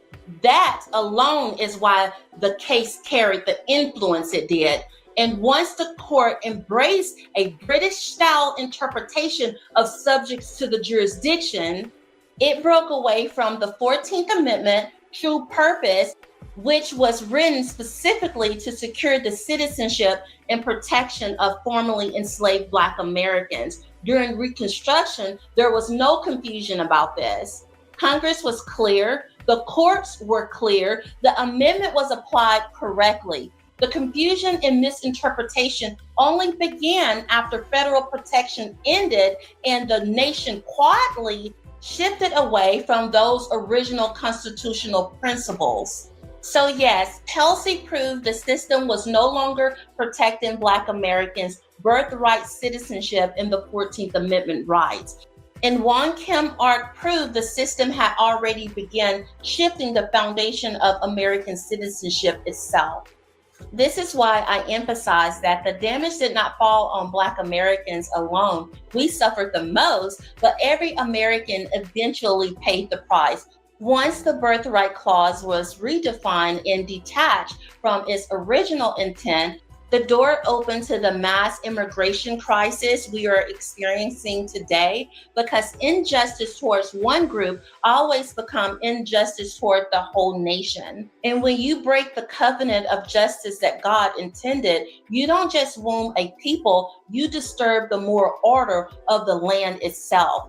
Meanwhile, the true heroes, our ancestors, the Black Americans who fought, suffered, and built this nation, were ignored and erased. Birthright citizenship was their promise, their covenant, the legal protection. It was twisted, diluted, and exploited to serve interests that had nothing to do with justice. And this is why all of this matters. What happened after 1877 wasn't just a political shift, it was a moral one. The moment America abandoned the original righteous intent of the 14th Amendment, the moment it stopped protecting the very people whose sacrifices upheld this nation, something deeper broke. Because when a nation corrupts justice, when it rewrites the law for convenience, when it takes what God intended for one people and hands it to another for political gain, there are consequences. God teaches us that the land will vomit you out when it becomes devoured. Meaning no nation, not even America, can survive long after abandoning truth and covenant. Foundational Black Americans paid for this country's freedom with their sweat, their labor, their blood, and their obedience to God through unimaginable conditions. Their covenant with God, the sacrifices they made, and the righteousness they stood on helped hold this nation together. And when America broke faith with them, it didn't just harm Black Americans, it weakened the entire moral fabric of the country. The consequences touched everyone. This is why today we see open borders, mass immigration, and a legal system that no longer protects its own citizens because the land cannot stay blessed when justice is abandoned. This isn't just history, it's a warning. And until America returns to truth, honors the covenant, restore what was stolen, and protect people God used to build this nation, we will keep repeating the same pattern. The lesson of Reconstruction, the lesson of Wong Kim Ark, and the lesson of God's words are all the same. Injustice to one is a threat to all, and a nation that defiles its covenant cannot stand.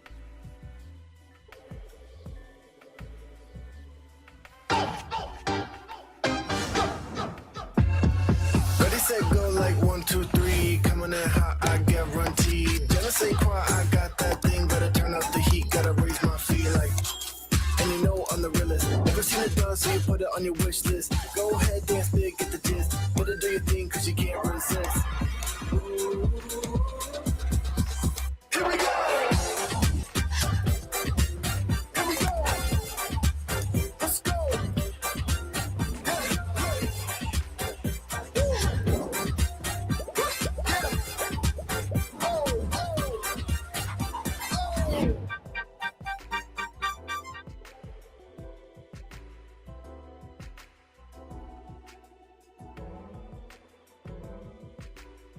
Hey you guys, welcome back to the channel. It's Liv. I'm glad that you are here. This is the question the mainstream media is not asking. How did a small group of judges in 1898 rewrite and overturn the original debated, congressionally passed intent of the birthright citizenship in the 14th Amendment, when the entire historical record makes the purpose unmistakably clear?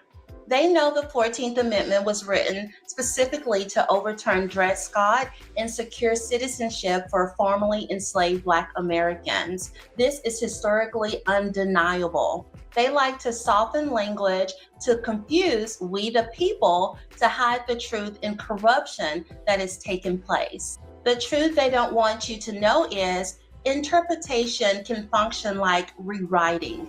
It can change the effect of the amendment without changing the words. This is why the 1898 case contradicts itself. If interpretation changes the effect of the law, then it is rewriting. And judges do not have the authority to do that. Let's take a listen to this clip I came across. They're discussing the Supreme Court's decision to hear President Trump's birthright citizenship argument. I've watched several reports on this, and many focus on the potential issues that could arise if birthright citizenship ends. However, very few address the corruption that happened in the courtroom in 1898, nor do they publicly acknowledge how the Dred Scott decision was overturned through Congression and ratified in 1868. That amendment was created as a legal protection specifically for foundational Black Americans and their descendants because of the injustices committed on this soil. Let's take a listen. President Trump, you might remember, issued an order at the start of his second term to eliminate the law which automatically grants citizenship to anyone born in the United States. Birthright citizenship has long been understood to be required under the 14th Amendment. I want to bring in CBS News legal contributor Jessica Levinson for her analysis. Jessica, I'm always grateful to have you in moments like this. Explain for the audience what is and what the Trump administration has said ought to be. So what currently is the 14th Amendment that we've understood for more than 100 years, well over 100 years, to say that it doesn't matter what the status of your parents are. If you're born in this country, then you are a citizen of this country. That particular view was supported by an 1868 case and by subsequent congressional statutes. So we have, ever since the 14th Amendment was ratified after the Civil War, understood that the only question really is, are you born in this country? And with the caveat of maybe if your parents, in fact, serve as foreign consulates, for instance. But the question now is whether or not the...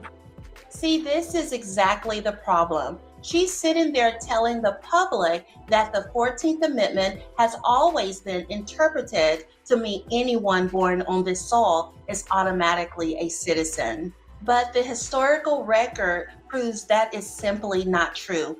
Look at the case Elk versus Wilkins from 1884. A Native American man born on American soil tried to register to vote, and the Supreme Court ruled he was not a U.S. citizen under the 14th Amendment. If birthright citizenship had always meant what she claims, that ruling would have been impossible.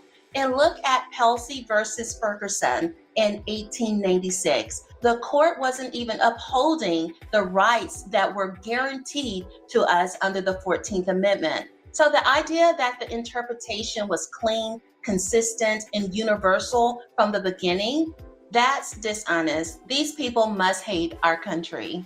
What this shows is they're comfortable speaking to the American people while withholding key truths. Truths that are written in Supreme Court history. And if you have to hide the record to defend your argument, that already tells us everything we need to know. And here's what makes it even worse. They are completely ignoring the debates of the framers themselves. Jacob Howard, Lyman Trumbull, and the senators who actually wrote the 14th Amendment were crystal clear about who the Citizenship Clause was created to protect. They spelled it out in plain English on the Senate floor. They debated it, they defined jurisdiction, they explained exactly who was introduced and who was not. To pretend those debates never happened, to erase Jacob Howard, to erase Lyman Trumbull, to erase the framers' words, that's not an accident, that is intentional. Because the minute you acknowledge what the framers said, their entire argument collapses. They want us to believe birthright citizenship applies even to people with no ties to America, including children of tourists, illegal entrants, or temporary visitors, which creates automatic citizenship with no vetting, and intent that is increasingly used for birth tourism and anchor baby exploitation. Congress's original intent was crystal clear. Every debate, speech, committee report, and written explanation of the 14th Amendment proves it was created exclusively to guarantee citizenship for enslaved Black Americans and their descendants. It was never intended to apply to foreign nationals, visitors, tourists, diplomats, people here temporarily, people with allegiance to another nation, illegal entrants, which didn't legally exist yet, but the principles was the same. The phrase subject to the jurisdiction thereof meant subject to full political allegiance to the United States and not any other nation. This is not speculation, it is the Congressional Globe. the official record. Anything other is complete nonsense. Here is more of the clip. Is whether or not the president can, by executive order, undermine that understanding. The Supreme Court's going to take up this case. I think this was always destined for the court. And I'm going to go out on a limb and say I think this is maybe 8-1, 7-2 that no, the president cannot do this.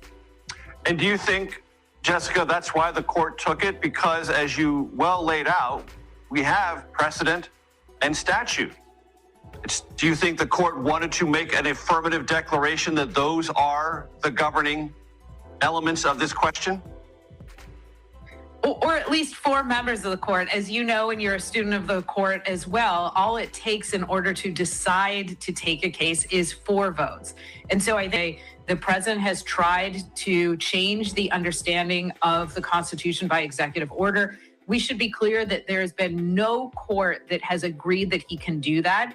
This executive order, which I believe was signed on the first day of his presidency, never went into effect. But yes, to your question, I think this is one of those big constitutional questions that, generally speaking, the Supreme Court is the final word. And then they turn around and accuse President Trump of undermining the Constitution when they are the ones rewriting history, ignoring the framers, and manipulating the public with half-truth. This is complete insanity. It's no different than trying to convince us that a man can give birth to a baby. Society where everything is allowed to be misinterpreted. This is psychological abuse and manipulation, and they have mastered it. They get it from their father. After all of this, we all deserve reparation for decades of psychological abuse. But let me be clear, there is only one who comes to kill, steal, and destroy, and that's the enemy of truth, the enemy of clarity, the enemy of justice. Call it what it is. When you see deception, confusion, and manipulation working hand in hand, you already know the spiritual force behind it. It's not coming from God. They tried to pretend that what those judges did in that 1898 courtroom wasn't unconstitutional, but the truth is not in them. For a constitutional law to be changed to mean something completely different from its original intent, it must go through the proper amendment process. There is no other legitimate way. It would require a constitutional amendment, must be passed by Congress, must be ratified by 3/4 of the U.S. states. Judges cannot rewrite or re-ratify a constitutional amendment. The Constitution gives only 2 groups the power to change the Constitution. Congress, that means 2/3 of the votes. The state, and I'm talking about 38 states, must ratify. The Supreme Court is not part of the ratification process. The judges do not have the authority to rewrite a constitutional law that was ratified. So the real question is this: how were 6 out of the 8 judges able to take a constitutional amendment that was debated, voted on, and ratified, and then twist it into something the framers never intended? The answer is simple: corruption. Let's be honest about it. We have to understand, back then, it was an era of anti-Chinese political pressure. This is the ugly part most people ignore. Chinese immigrants were blocked from naturalization. Chinese children were born here became a legal question. Businessmen, railroad owners, and certain political factions wanted a backdoor loophole to increase labor supply.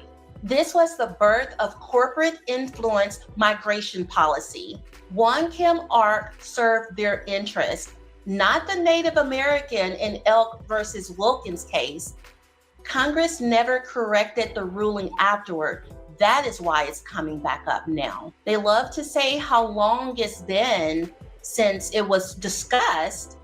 The truth is, the judges overstepped. Congress could have stepped in. Congress did not act. Why? Because for decades, immigration wasn't yet politically explosive.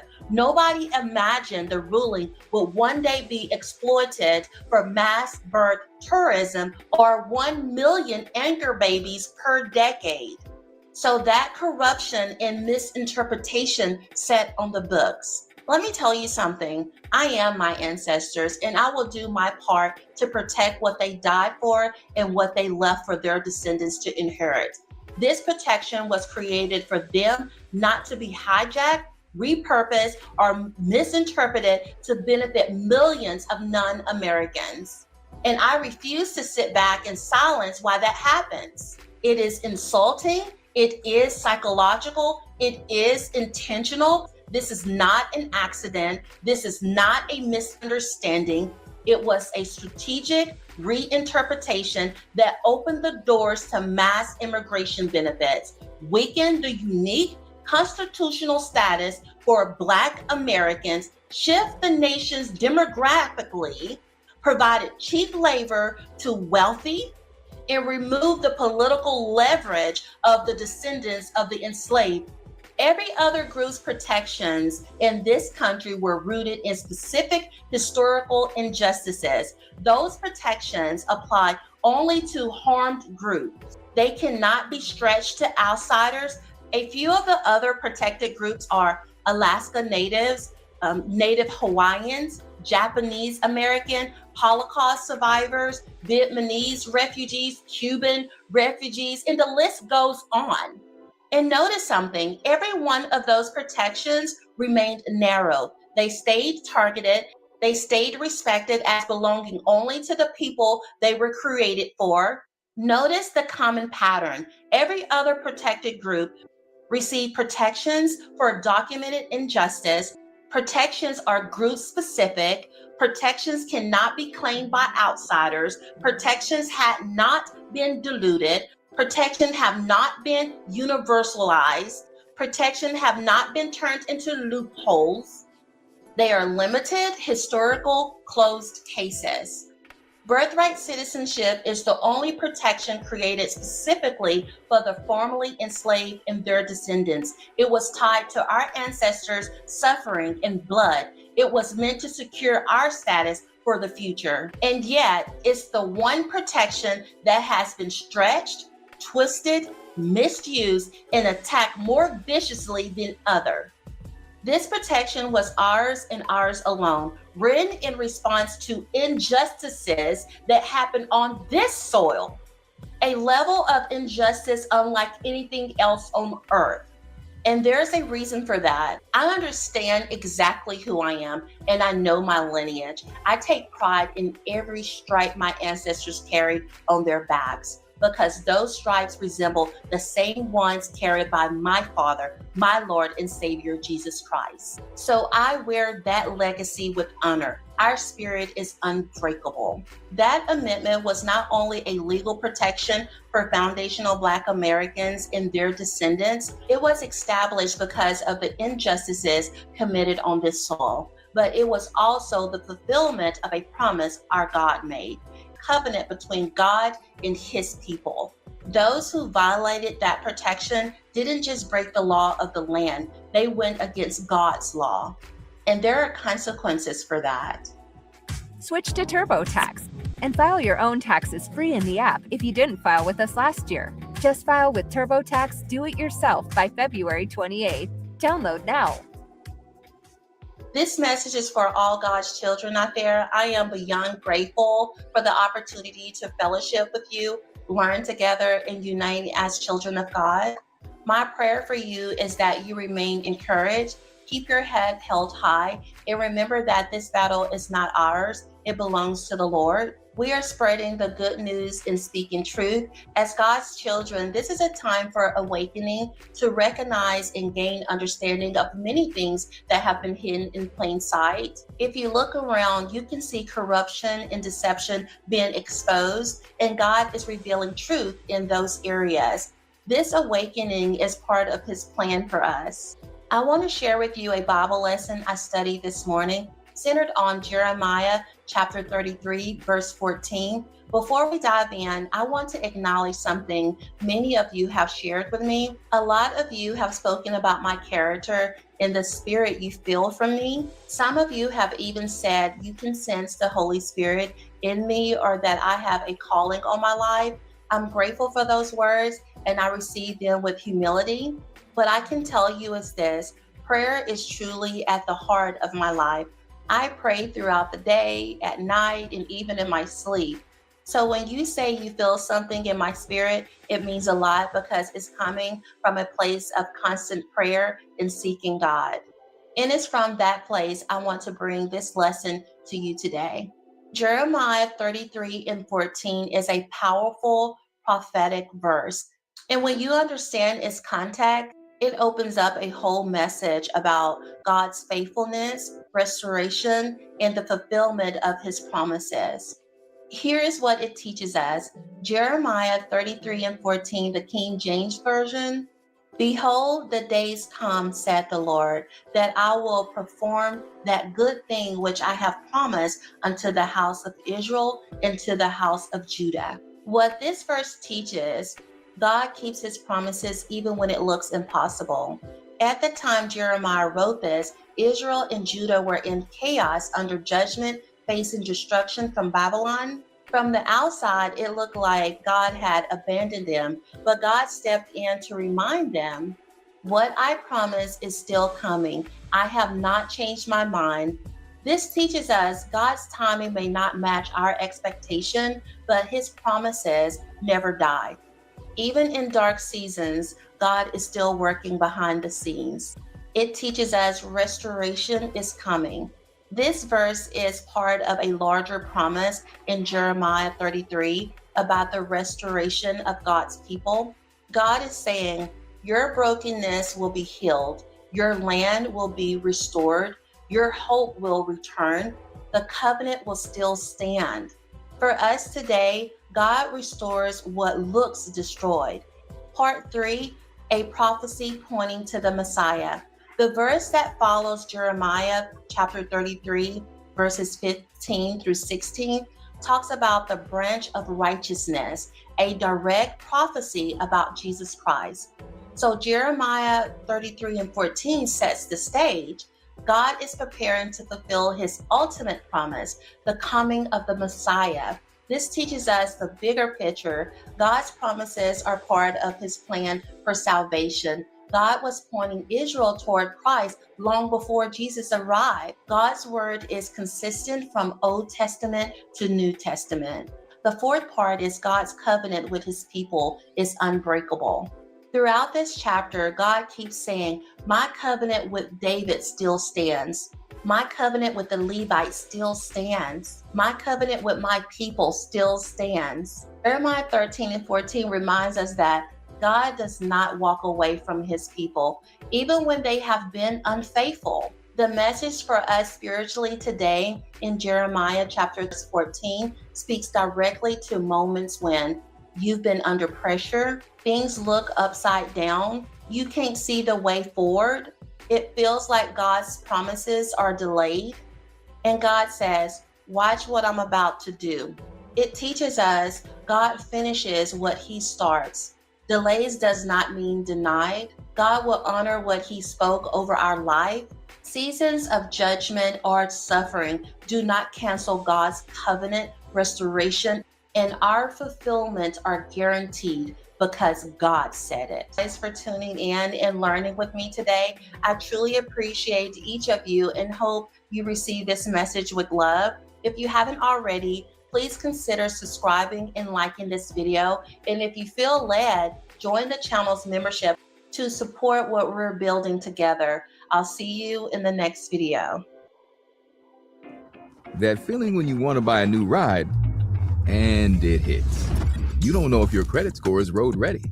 No sweat. You can count on Credit Karma to give you an up-to-date look at your credit, so you can check your TransUnion and Equifax score updates daily and get personalized tips on how you can make them even better, all for free.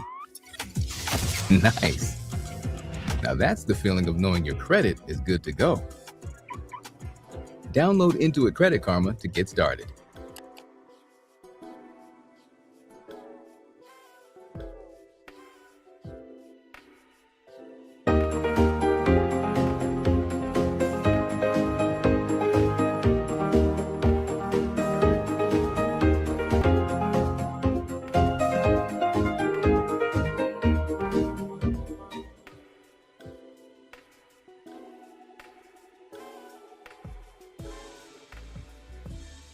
The Democrats' desperate need for a new political constituency, given that the American body politic will no longer vote for them. So they have to replace Americans with illegal migrant third world invaders. Americans don't want that. We like America for Americans. We love our nation. We don't think it needs to be diluted by a bunch of muddy cultures and societies from around the world. Our values, our views of our rights, our relationship to government, and who should benefit from the resources, from the economy, from the opportunities built in America by Americans for Americans. President Donald J. Trump is right now receiving huge support from Republican attorney generals, I think 24 attorney generals around the U.S., who filed an amicus brief with the U.S. Supreme Court supporting Trump's constitutionally correct argument that birthright citizenship does not apply to the children of illegal migrant third world invaders. This is the amicus brief we're going to cover today, as well as a bunch of other stuff.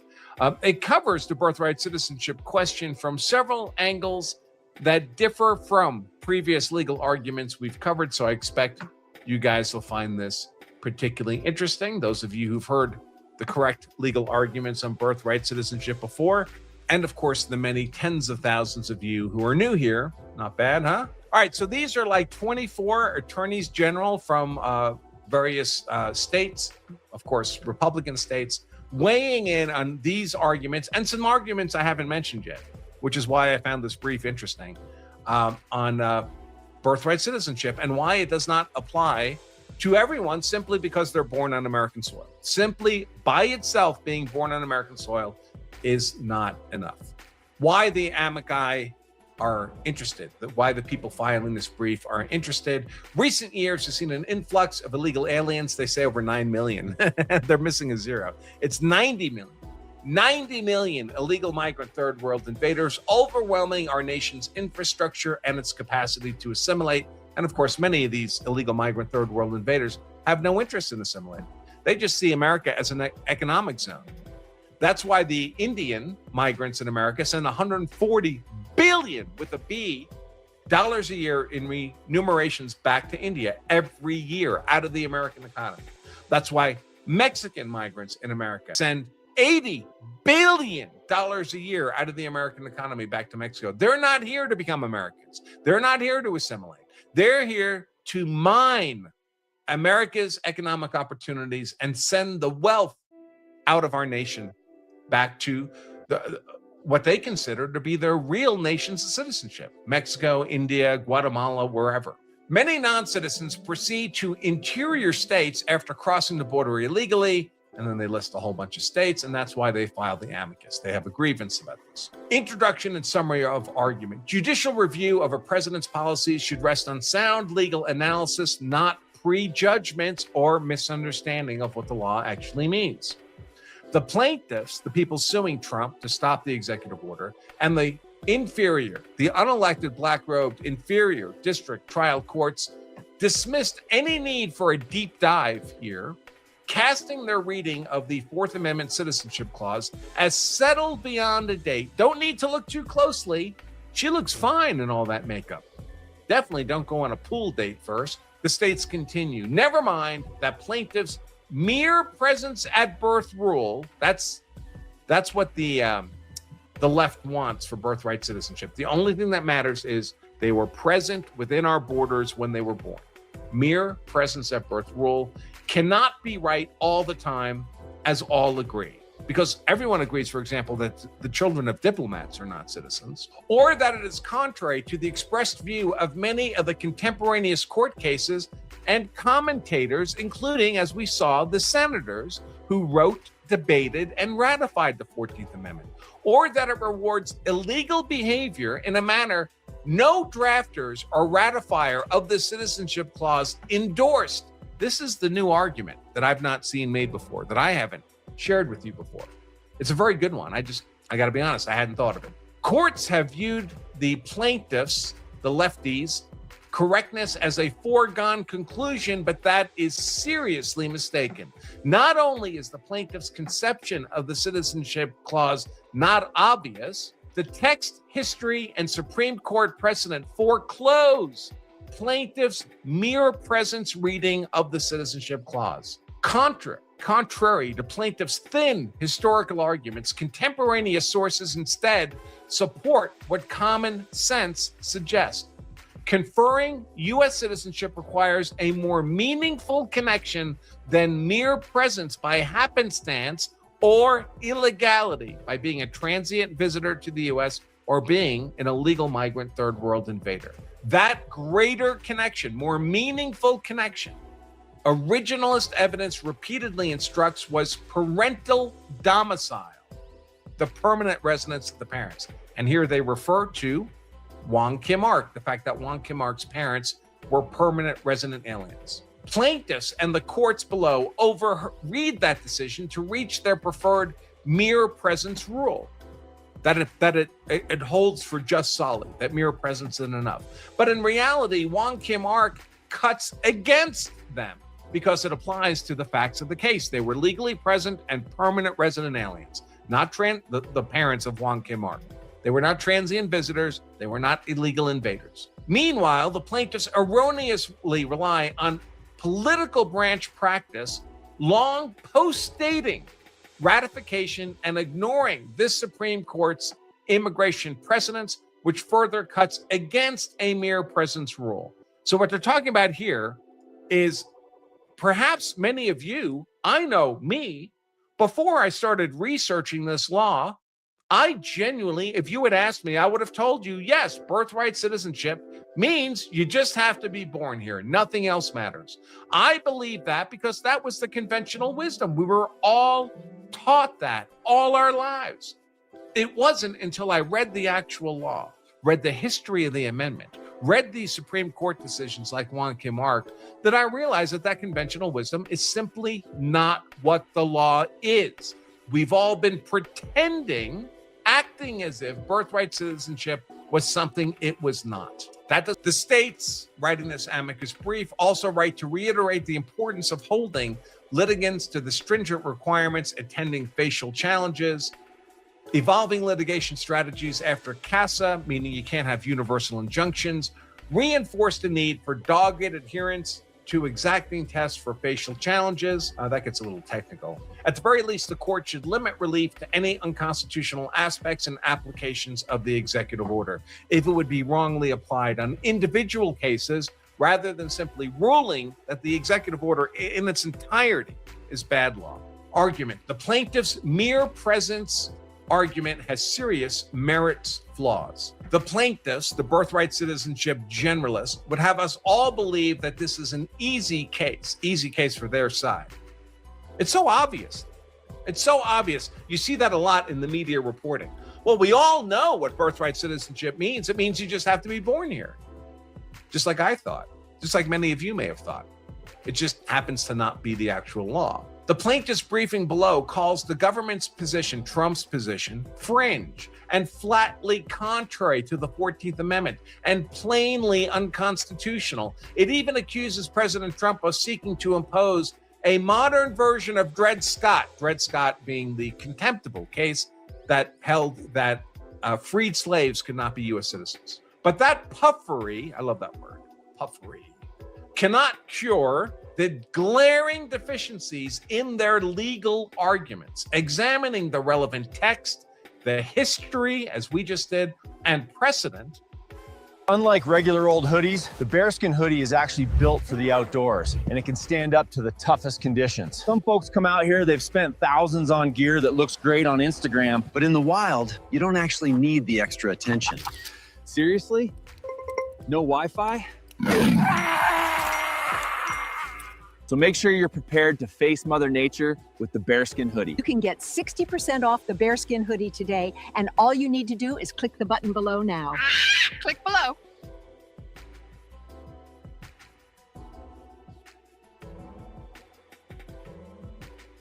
Do you know what's really fun? Making a website on Wix. Hey, we're How Ridiculous, 3 childhood friends and digital content creators that do epic stuff from Perth, Australia. We've got about 50 million followers. We're in the billions of views, and we're a small team. We always felt like our content was all about entertainment and being fun, but there was also this, sort of professional business side. One of the things that we knew was basically essential was getting our own website, so people would actually see a proper official group who mean business and who can deliver. And we now get unbelievable opportunities to do things like film balloon popping races with Manchester City. I don't know all the things that we're going to get to do in the next year or 5 years, but if we can do this as a job, anything's possible.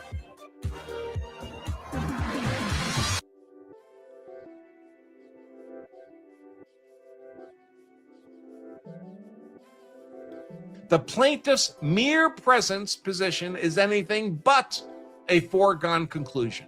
Start with a few broader points that most accept. First, the 14th Amendment aimed to constitutionally engraft the protections of the Civil Rights Act of 1866. So let me provide a little context here. The federal government already had a law that had essentially the same language as the 14th Amendment with the same purpose. So the purpose of the 14th Amendment was to provide citizenship to freed black slaves. Remember, the Civil War had just ended. The North just won. And we had all these freed black slaves. And they were literally stateless. They had no nation. They had no nationality. Because Dred Scott had said, well, they can't be American citizens. And they were born in America, not anywhere else. They were born to people who were in America. So it wasn't like their parents were born elsewhere to some other sovereign. So to solve the problem, prevent us from having millions of stateless freed black slaves, the federal government said, all right, we're going to pass a statute, the Civil Rights Act of 1866, that says here, all persons born in the United States and not subject to any foreign power are hereby declared to be citizens of the U.S., no matter their race or color, and without regard to any previous conditions of slavery and involuntary servitude. Pretty clear purpose, right?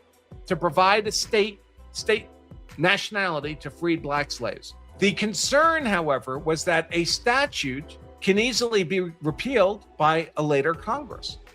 And they were concerned that a later Congress might be controlled by the Democrats, by the southern states, and they would repeal this and strip all these freed black slaves of their nationality. So they decided that instead of just leaving it as a statute, they would make it a constitutional amendment, which is much harder to repeal. The understanding, of course, is that the constitutional amendment, the 14th Amendment, Birthright Citizenship context of the statute, it was looking to engraft into the Constitution itself. Given their close relationship, the preliminary statute and the constitutional amendment that followed, that statute's history and ordinary public meaning have long been understood to bear on the interpretation of the 14th Amendment citizenship laws. Second, there is near universal consensus that both the Citizenship Clause of the 14th Amendment and the Civil Rights Act of 1866 sought to overturn the Supreme Court's odious holding in Dred Scott, which treated U.S.-born descendants of slaves as property rather than persons entitled to U.S. citizenship.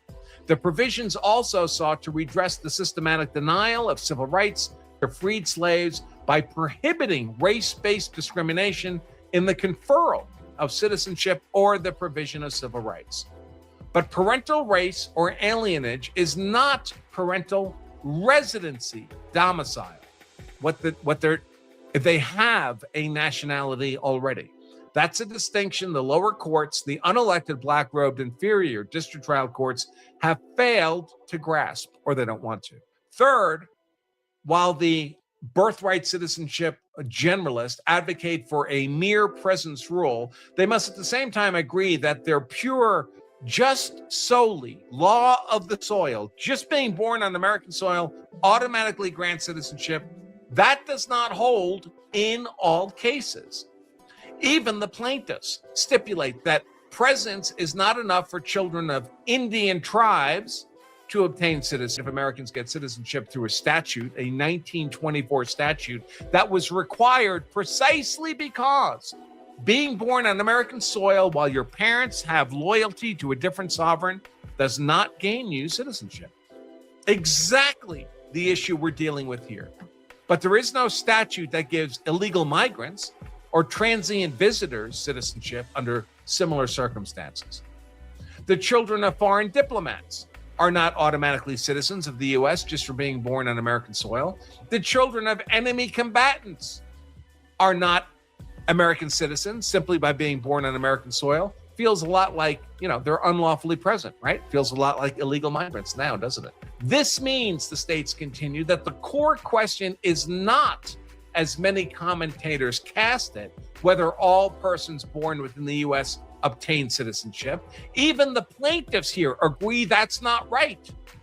The core question is whether born in the United States and subject to the jurisdiction thereof excludes only some unstated set of limited exceptions, like American Indians, ambassadors, enemy combatants, or provides a generally applicable rule that bars all those without meaningful residence-based ties to the United States.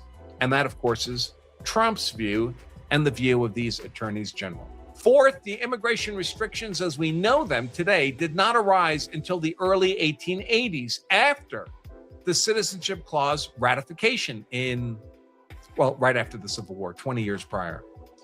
There is thus no contemporaneous discussion among the men who wrote and debated and ratified the 14th Amendment. There's no contemporaneous discussion supporting the plaintiff's maximalist position, applying the Citizenship Clause to children whose parents are present in the U.S. unlawfully and after evading detection. And if rewarding parental illegality had come up with the men who passed the 14th Amendment, and this is the new argument I've not previously discussed with you, so pay attention here. If rewarding parental illegality, in other words, giving citizenship to the children of parents who broke the law to get into the U.S., rewarding them with their children having U.S. citizenship. If rewarding parental illegality had come up among the men ratifying the 14th Amendment, doing that would have violated the deep and firm legal rule ex turpi causa non oritur actio, which prohibited enforcing illegal contracts or rewarding illegal acts. In essence, this means you're not permitted to benefit an unlawful act. To sum up then, plaintiff's first principles position is that a provision that aimed to confer citizenship on freed slaves, so they're framing here the birthright citizenship people's argument, that it applies to everybody. Their argument is that the 14th Amendment provision, the purpose of which was to confer citizenship on freed slaves, that does not address non-residents or invaders, nevertheless binds the Article 2 executive branch to automatically confer citizenship in most, but not all, not to ambassadors' children, cases in a manner rewarding those who illegally enter the country. That counterintuitive fallout should raise red flags about the implausibility of the plaintiff's interpretation. And as it turns out, the plaintiff's mere presence position is textually, historically, and presidentially challenged. Okay, guys, we have one more.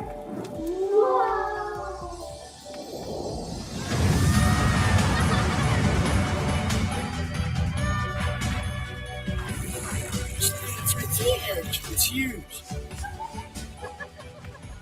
Give the gift of adventure at Bass Pro Shops and Cabela's. Treasure the magic of the season at Santa's Wonderland with a free photo with Santa. Bass Pro Shops and Cabela's. Your adventure starts here.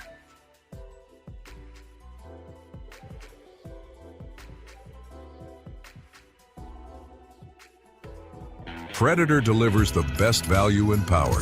From generators and power stations to engines, pumps, and more. Unbeatable power, exceptional durability. Predator, power through anything. Only at Harbor Freight.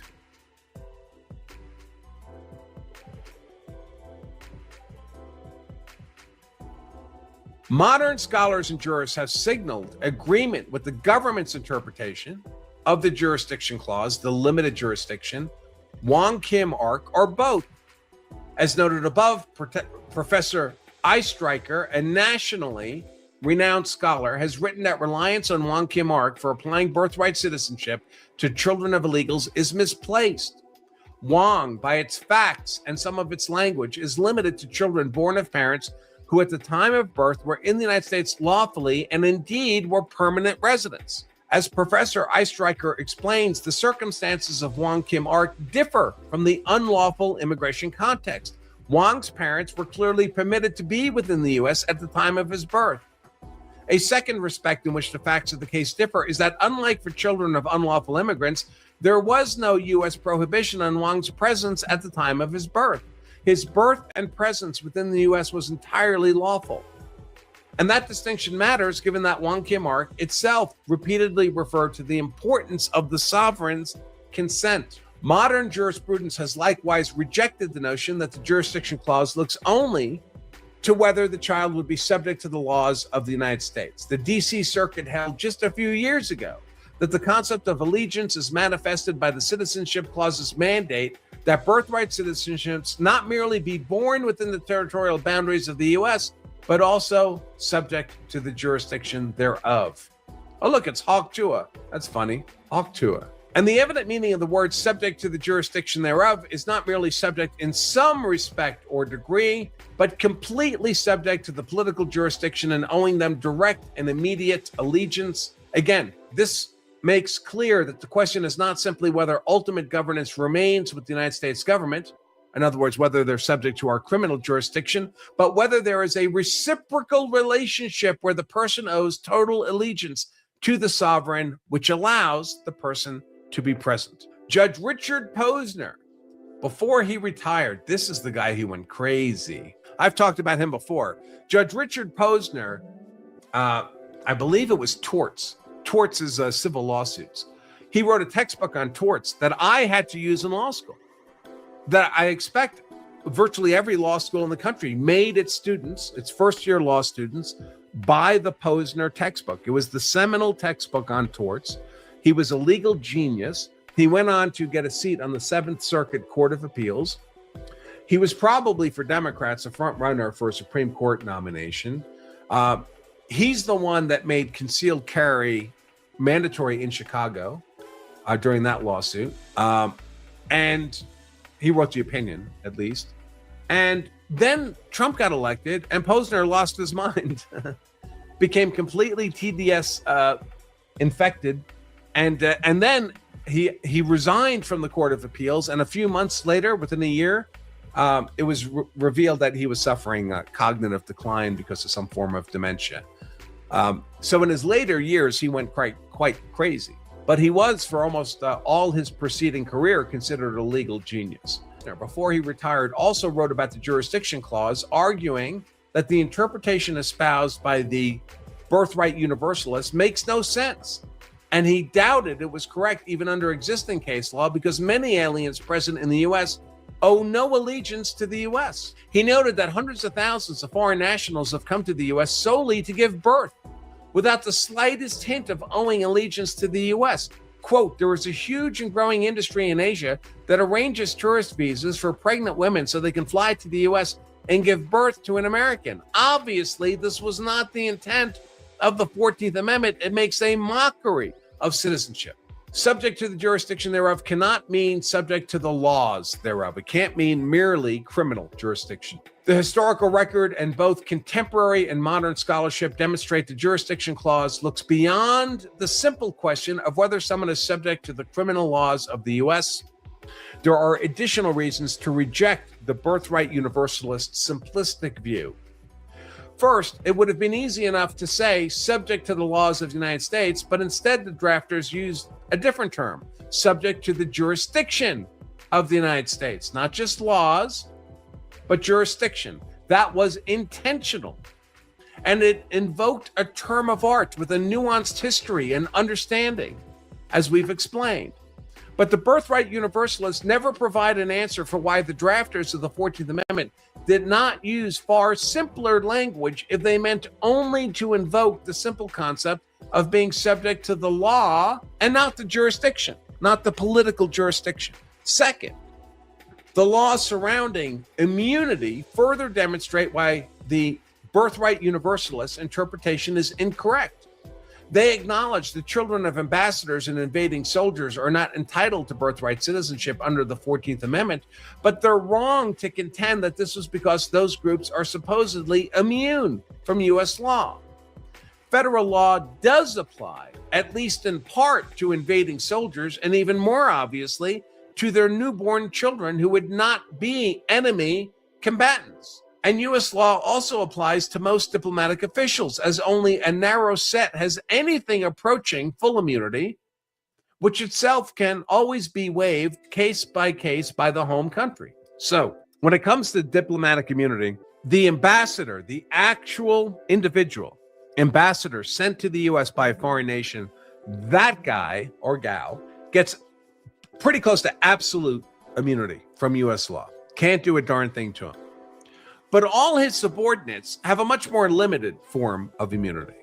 They don't have absolute immunity. For example, it was a big problem in New York City for many years when I was living there in the 70s and 80s. Parking in Manhattan, as you might imagine, is horrific. And then you have the UN building, and all the people in the UN, they would just double and triple park. They would block roads. They would leave their car wherever they wanted. And then they would say, well, you can't even give me a parking ticket because I have diplomatic immunity. So the federal government passed a statute that says, no, we don't care what you have. If you get a parking ticket in New York, you got to pay it. Otherwise, New York would have been unmanageable for driving. So limited immunity, even for diplomats and consuls. Furthermore, there is no diplomatic official who is fully immune from all forms of civil liability. You can be civilly sued, for example. There's no logical reason why ambassadors' children would receive greater immunity than their parents. The opposite is far likelier.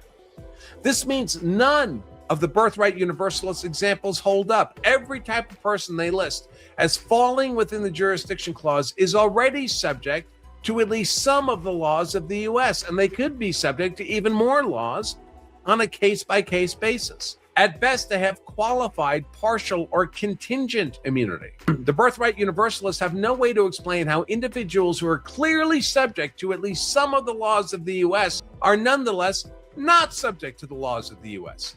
The answer is that the Birthright Universalist test is just the wrong one. Third, the Birthright Universalist interpretation proves too much. If qualified, partial, or contingent immunity were sufficient to render diplomatic officials not subject to the jurisdiction of the United States, then domestic officials who receive such immunity, like judges and prosecutors, would likewise not be subject to the jurisdiction of the U.S., and their children would not be citizens under the 14th Amendment. That is wrong, of course. And the reason is because domestic judges and prosecutors, unlike ambassadors and invading soldiers, have total allegiance to the U.S. and are present with its consent. They are therefore subject to its jurisdiction, political jurisdiction, and their children born or naturalized in the U.S. are U.S. citizens. The Supreme Court held over a century ago the touchstone for birthright citizenship under the 14th Amendment is total allegiance to the United States rather than being subject to its criminal laws or some subset thereof. Conclusion: for the foregoing reasons, the amici urged the Supreme Court to grant the petitions and reverse the lower courts. Insane, progressive fascist, unelected black robe, tyrannical inferior district trial court, and appellate court rulings on the birthright citizenship executive order. Get ready to relax with stress-free banking at Credit Karma. Feel the tension melt away with a checking account that's 100% free to open. Cha-ching. And experience the pure euphoria that only a high-yield savings account can deliver. Start your financial self-care routine with Intuit Credit Karma today.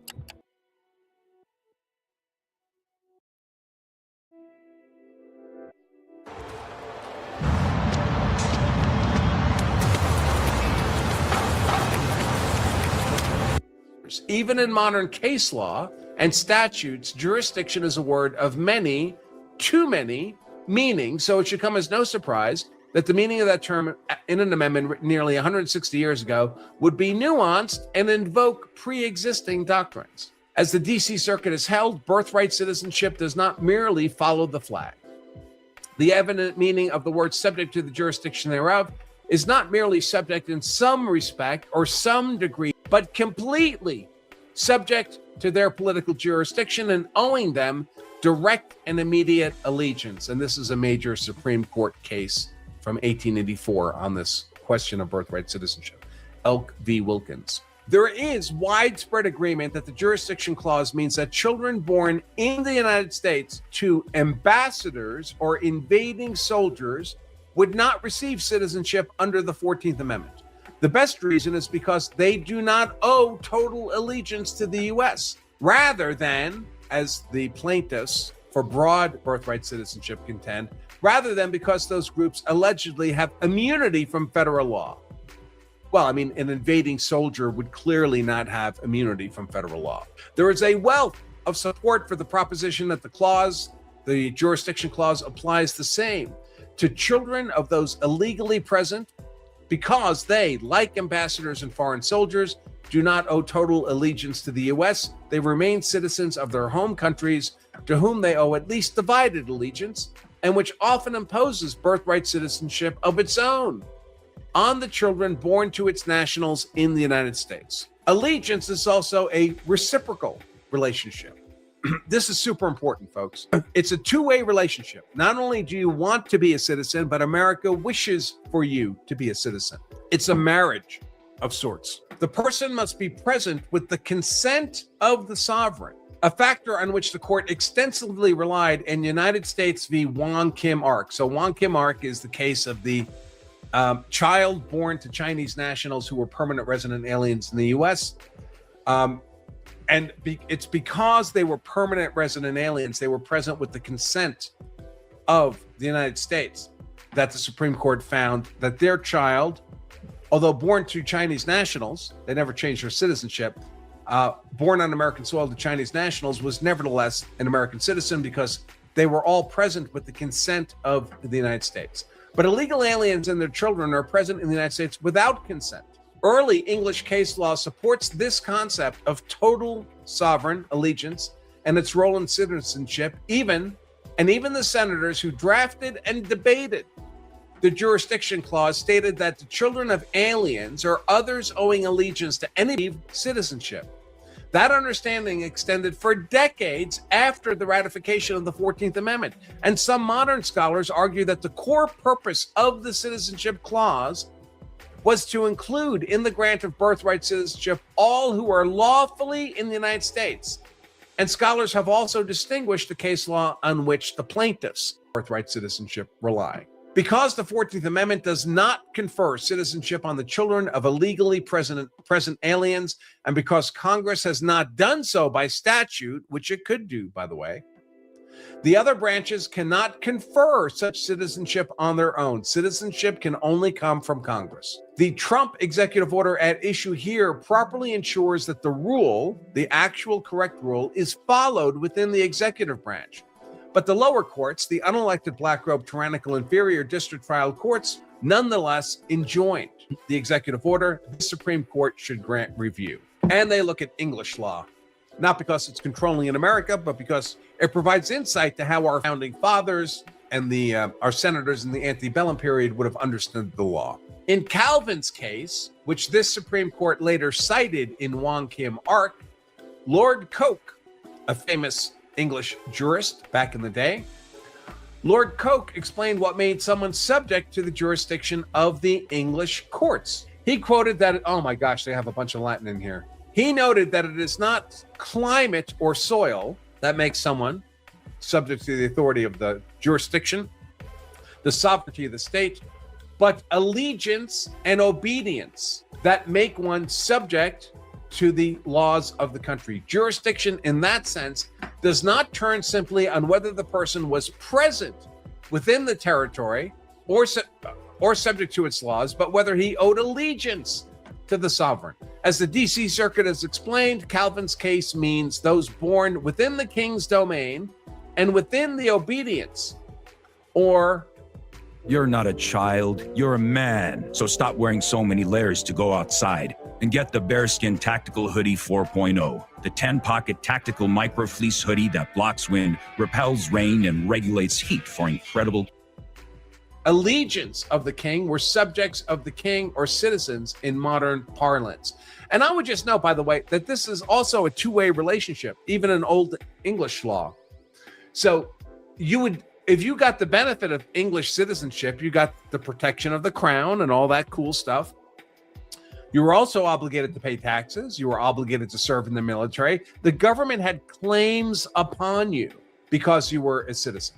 Lord Coke cited several prior cases to make the point. Most notably was Perkin Warbeck's case, where a Dutchman declared himself the rightful heir to the English throne, traveled to England in an attempt to take the throne.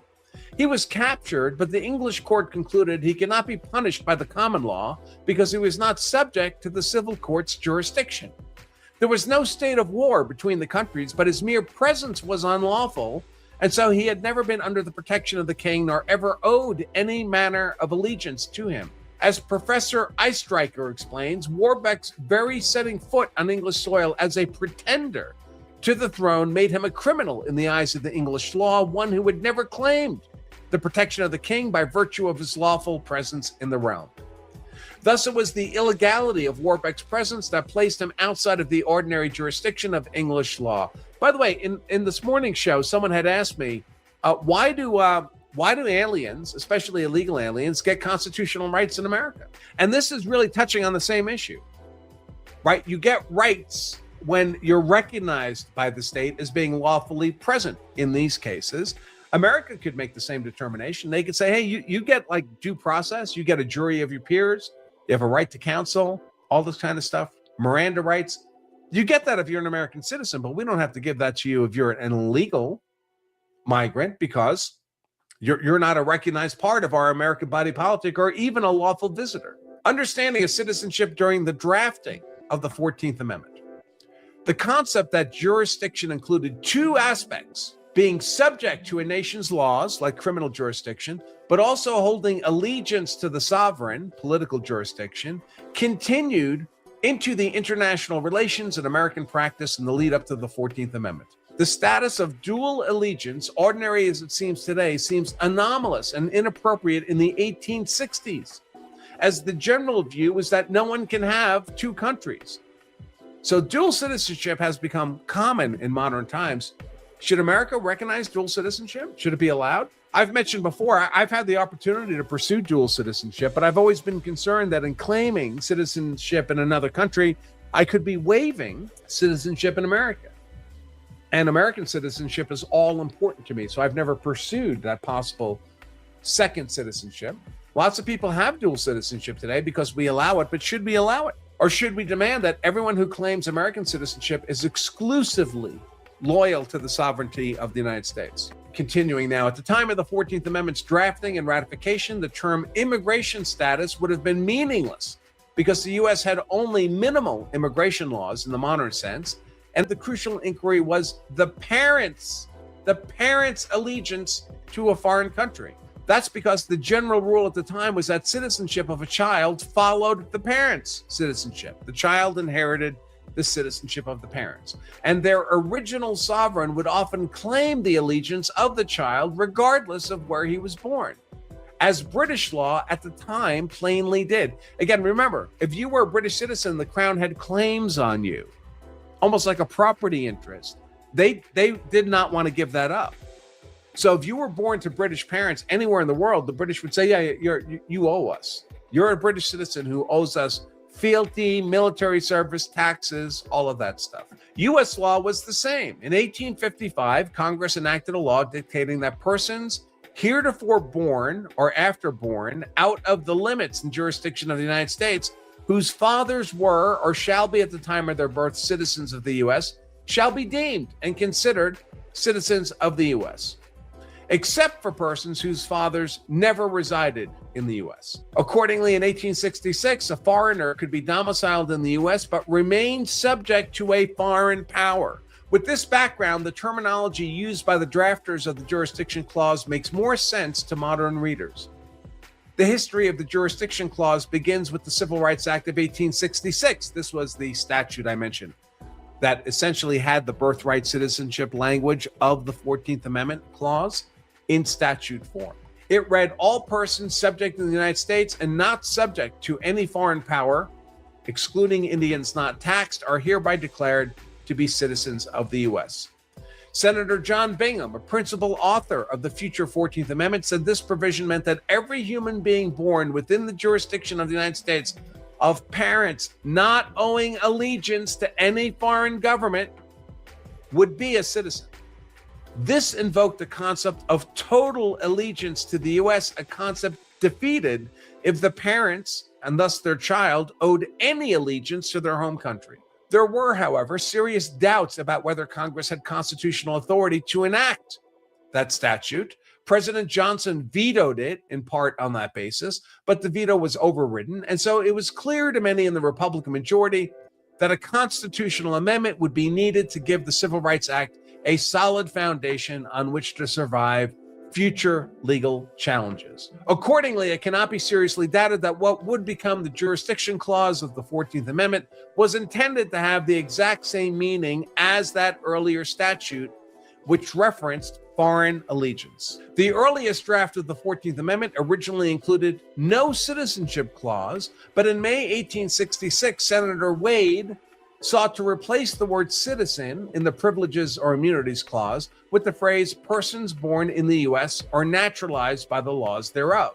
This prompted a discussion of whether that was actually the proper definition of a citizen, simply being born in the U.S. Senator Jacob Howard, a sponsor of the 14th Amendment, soon proposed a new clause, the Jurisdiction Clause. All persons born in the U.S. and subject to the jurisdiction thereof are citizens of the United States and the states wherein they reside. Importantly, Senator Howard explained that this will not, of course, include persons born in the United States who are foreigners, aliens, who belong to the families of ambassadors or foreign ministers accredited to the government of the United States, but will include every other class of persons. This express reference to aliens suggests that even the drafter did not believe it would apply only narrowly to children of ambassadors who are listed separately.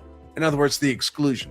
The primary focus of debate during this time was whether the jurisdiction clause would extend to Native American Indians, who were not expressly mentioned in the clause. Senator Edgar Cohen noted that it is perfectly clear that the mere fact that a man is born in the country has not entitled him to the right to exercise political power as a citizen. Sojourners or travelers, for example, have a right to the protection of the laws, the criminal jurisdiction, but he's not a citizen in the ordinary acceptance of the word. The right to protection of the laws invoked a narrower sense of jurisdiction, political jurisdiction. The narrower sense, protection of the laws was criminal jurisdiction. If you have dementia or are afraid you might have it, you shouldn't drink warm water, and I'll explain. Knows this, but Alzheimer's and dementia have far less to do with age or genetics than we've been led to believe for years. And here comes the worst part of all. Doesn't matter how many pills you swallow, how many doctors you see, or how much money you throw away on treatments. All of it only masks the symptoms while your brain slowly rots from the inside out day after day. Pay close attention to this, because this is exactly how it starts. First, you forget a simple name, then an important date where you tossed your keys. Soon, those humiliating blackouts appear in the middle of a sentence and you just freeze, trying to play it off while the shame burns inside, until one day you walk into a room in your own house and completely forget what you went in there to do. Then that's when your family starts to notice, whispering behind your back, do you think he can still live alone? And before you know it, they start making decisions for you, moving you into a nursing home, even though deep down you still feel like everything is fine. Until the day comes when you find yourself alone, abandoned by your own family in that cold place, forgotten by everyone as the crazy old man no one can stand to visit or even remember exists. But thankfully, there's a real way to reverse this. After years of brain research, 97% of participants in clinical trials at Harvard, Yale, and Emory showed significant improvements in cognitive function in just 8 days. And it proved something no one had ever seen before. Memory loss in these patients almost always started in the same place. This little known formula helps bring memory back clear the mind, and sharpen thinking, all without risky procedures or prescription drugs. And here's what's truly incredible. Even people in their 80 seconds who had suffered from brain fog for years began remembering names, dates, and old stories again within just a few days. So stop what you're doing right now and tap the Watch Now button. You'll see a free video showing exactly how to use this simple brain ritual to flush out the brain toxin, restore your memory, and think clearly again. No doctor visits, no expensive pills, just a natural solution you can try at home. Thousands are already using this brain cleansing method, and the stories are astonishing. People who used to freeze mid-sentence now remember birthdays, appointments, even childhood memories with perfect clarity, making your own decisions, living life your way, at your pace. So go ahead, tap Watch Now, and learn how to use this simple brain ritual tonight to restore your memory, clear your mind, and finally take your life back.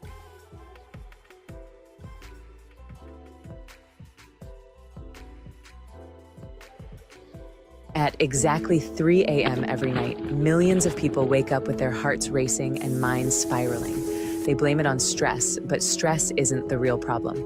The real problem is that your body is using your sleep as a garbage disposal for decades of stored trauma, and nobody taught you how to empty the bin.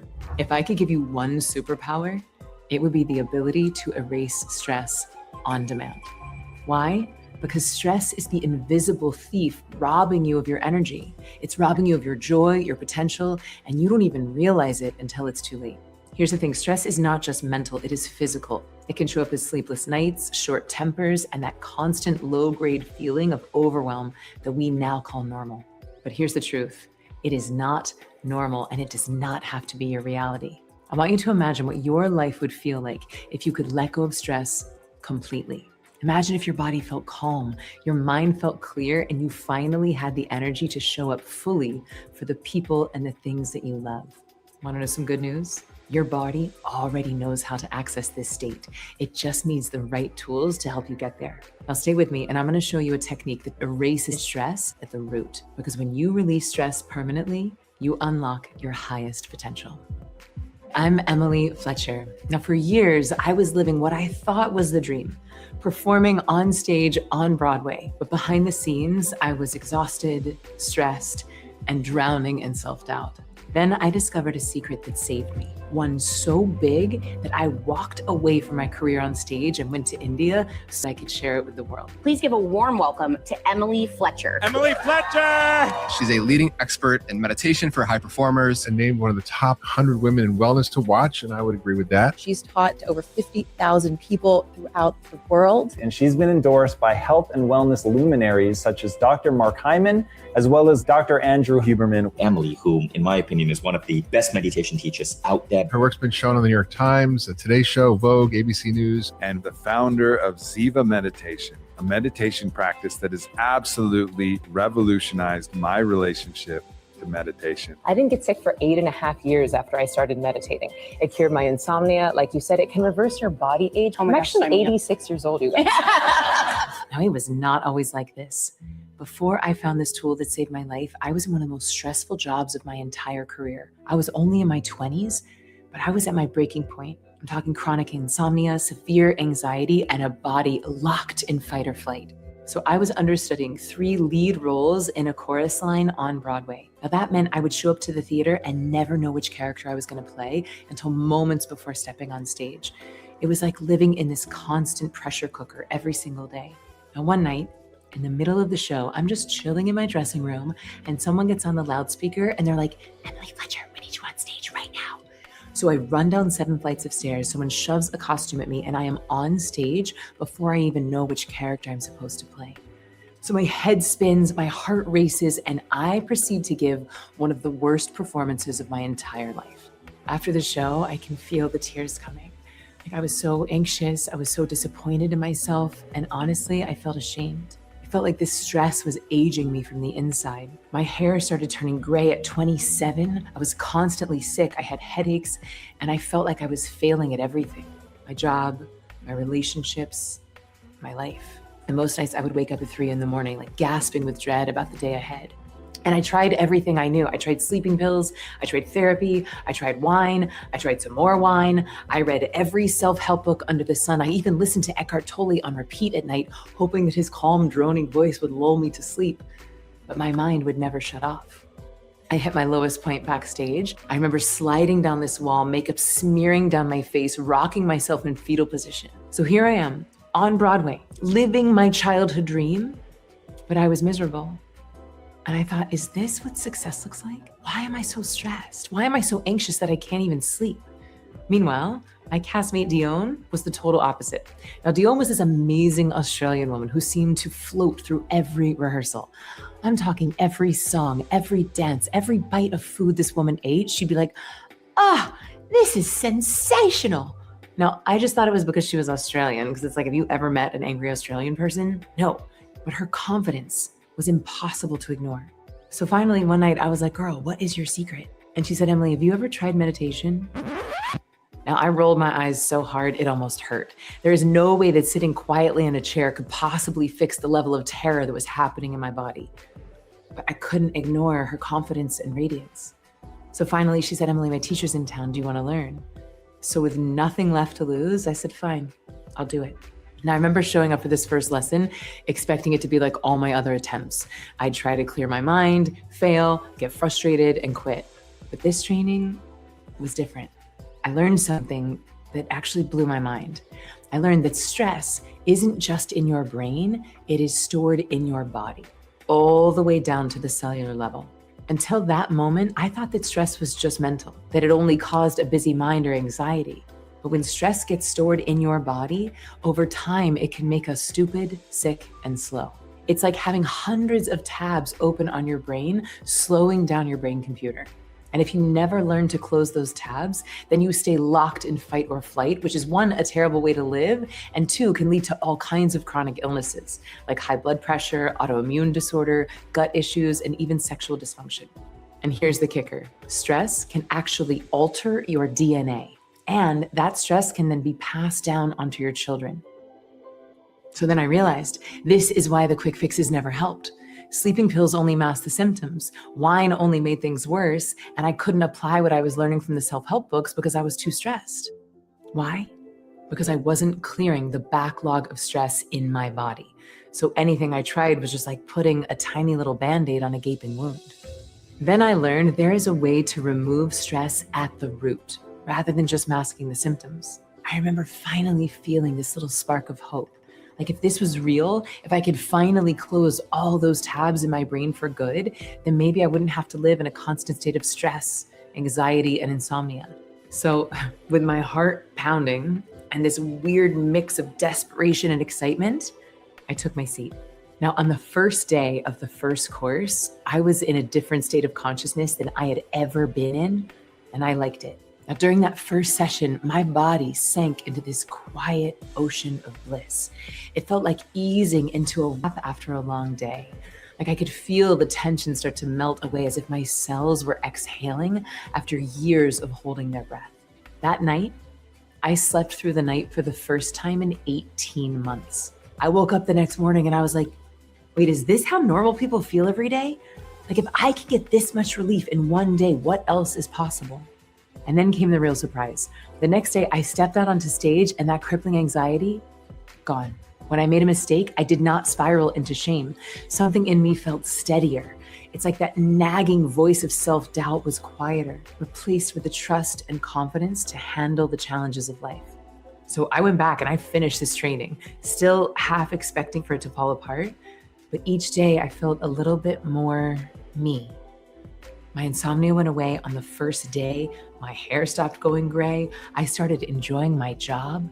This thing was so good. It improved my performance and my life so dramatically that I thought, why isn't everyone doing this? I finished the training, and within weeks, these wild shifts started happening in my life. My mind felt sharper, my relationships improved, my self-doubt started to disappear, and it dawned on me that nature did not intend for us to be sick, tired, and stressed all the time. Actually, the level of stress that humans are dealing with on the planet right now is not normal. And that is when a bigger realization hit. If this tool could change my life so dramatically and so quickly, what could it do for others? So many people are stuck in overwhelm, anxiety, and insomnia, and I knew I had to share this tool with them. So I left Broadway, walking away from the very thing I had wanted to do since I was a child. And I went to India and I began a 3-year training process to become a teacher. And please know, this was not like a cute weekend yoga certification. This was more like getting a PhD in ancient wisdom. We're talking thousands of hours of apprenticing, hundreds of hours of transcribing Sanskrit text by hand, 18 hours a week of personal practice. It was rigorous, it was intense, and it turned me into the teacher I am today. Now, when I graduated, I had a mission to help people stress less and accomplish more. And I poured everything I had into making these tools relatable, attractive, and accessible. So I took the ancient tools I had learned in India, combined it with modern science and the performance tools I had mastered on Broadway, and developed a system for high achievers, for parents, for entrepreneurs, really anyone who wants to stop just coping with their stress and start erasing it at the root. So this is how Ziva was born. A technique so powerful that many of the world's top performers now use it as their secret weapon. They use it to reduce stress, overcome anxiety, improve their sleep, and they don't just feel better, they perform better, they think clearer, and experience life on a whole new level. They describe their lives in 2 parts, before Ziva and after Ziva.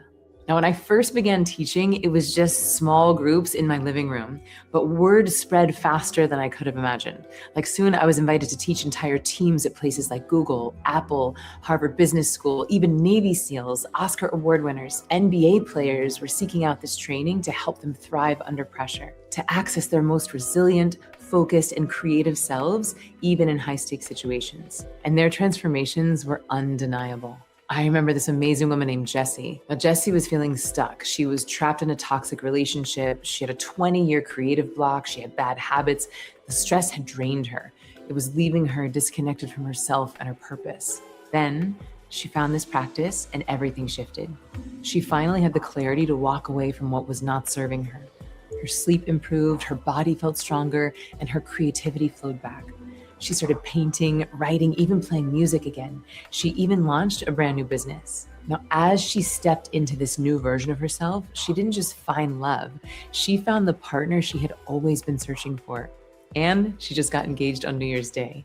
She says, in business and in life, Ziva has been my greatest investment. Then I got to teach the amazing Dr. Mark Hyman. Now, Mark Hyman is the author of 13 New York Times bestsellers and the head of functional medicine at Cleveland Clinic. And he's a dad. So long story short, this man is busier than most people I know. And when he tried Ziva, he said, I was shocked by what this did for me. I am now calmer, less anxious, and I have more energy than ever. For the few minutes I invest in Ziva, I get back hours in my day. Now he even prescribes this to his patients. Then there was Laura Benanti, who's a Tony Award-winning actress who used to suffer from debilitating performance anxiety. Before every show, she had to put a bucket backstage and she would throw up in it from her nerves. She even relied on beta blockers to help her. Now, after Ziva, she got to perform live on TV in front of 16 million people. No meds, no panic, no bucket, and she crushed it. Now, in just a moment, I'm going to reveal the groundbreaking approach that allows you to reduce your stress, overcome your anxiety, and improve your sleep in just a few minutes a day. But first, if you're anything like me, you need to understand why this thing works at a neurological level. Now, we often hear about 3 basic states of consciousness: waking, sleep. Science is finally catching up to what these ancient teachings have been saying for centuries. It's proven that there is a verifiable 4th state of consciousness, a state where your body gets profoundly deep rest while your mind stays alert and clear. Now, this 4th state of consciousness is unique. In it, your body is resting even deeper than sleep. It feels like taking a supercharged power nap sitting up, but without the sleep hangover. Scientists call this state restful alertness. Now, when you enter this state, you can see it on brain scans. Your alpha brainwaves increase, which is why you get that deep relaxation and calm focus at the same time. Now, stress hormones like cortisol drop, your breathing slows, your muscles relax, and your heart rate variability increases, which is one of the main markers for health. Now, this thing is not just zoning out, and it's certainly not just trying to clear your mind. This is the antidote to fatigue and the cure for the ever-present dopamine addiction that so many people are struggling with. So here's where things get really exciting. In this state, you strengthen something called the corpus callosum. Now, why would you want a strong corpus callosum? Because it is quite literally the bridge between the right and left hemispheres of your brain.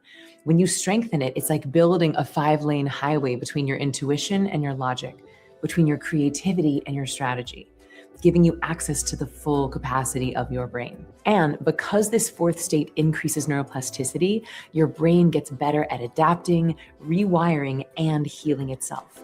Did you know that some studies show that practices like the Ziva technique have been found to increase IQ by an average of 23%, memory by up to 10x, and even reverse your body age? There's a study from Wake Forest University which found that you can reverse your body age by up to 15 years. So can you imagine your memory being 10x better, your IQ 23% higher, and your body age 15 years younger than you are right now? All of that from essentially taking a power nap sitting up. So accessing this fourth state doesn't just change your brain, it also transforms your sleep. So at Ziva, we have seen up to a 90% success rate in helping people overcome insomnia. Now, why does this happen? Because insomnia is essentially your body using sleep as a time for stress release. But when you start practicing the Ziva technique, you systematically dissolve stress during the day so that your body can use your sleep as a time to actually sleep. That means you waking up recharged and refreshed and not having to crawl to your morning cup of coffee. And we're not just relaxing here. This is not just a guided visualization on an app or a YouTube video. We are literally dissolving stress at the root. And when you dissolve stress at its source, everything in your life gets better.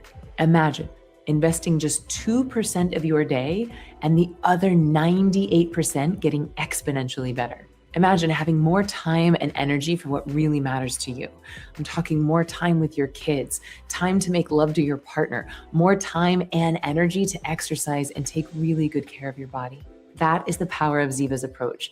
It guides you into this verifiable fourth state of consciousness, not just once, but twice a day. And this is what systematically clears that backlog of stress in the body.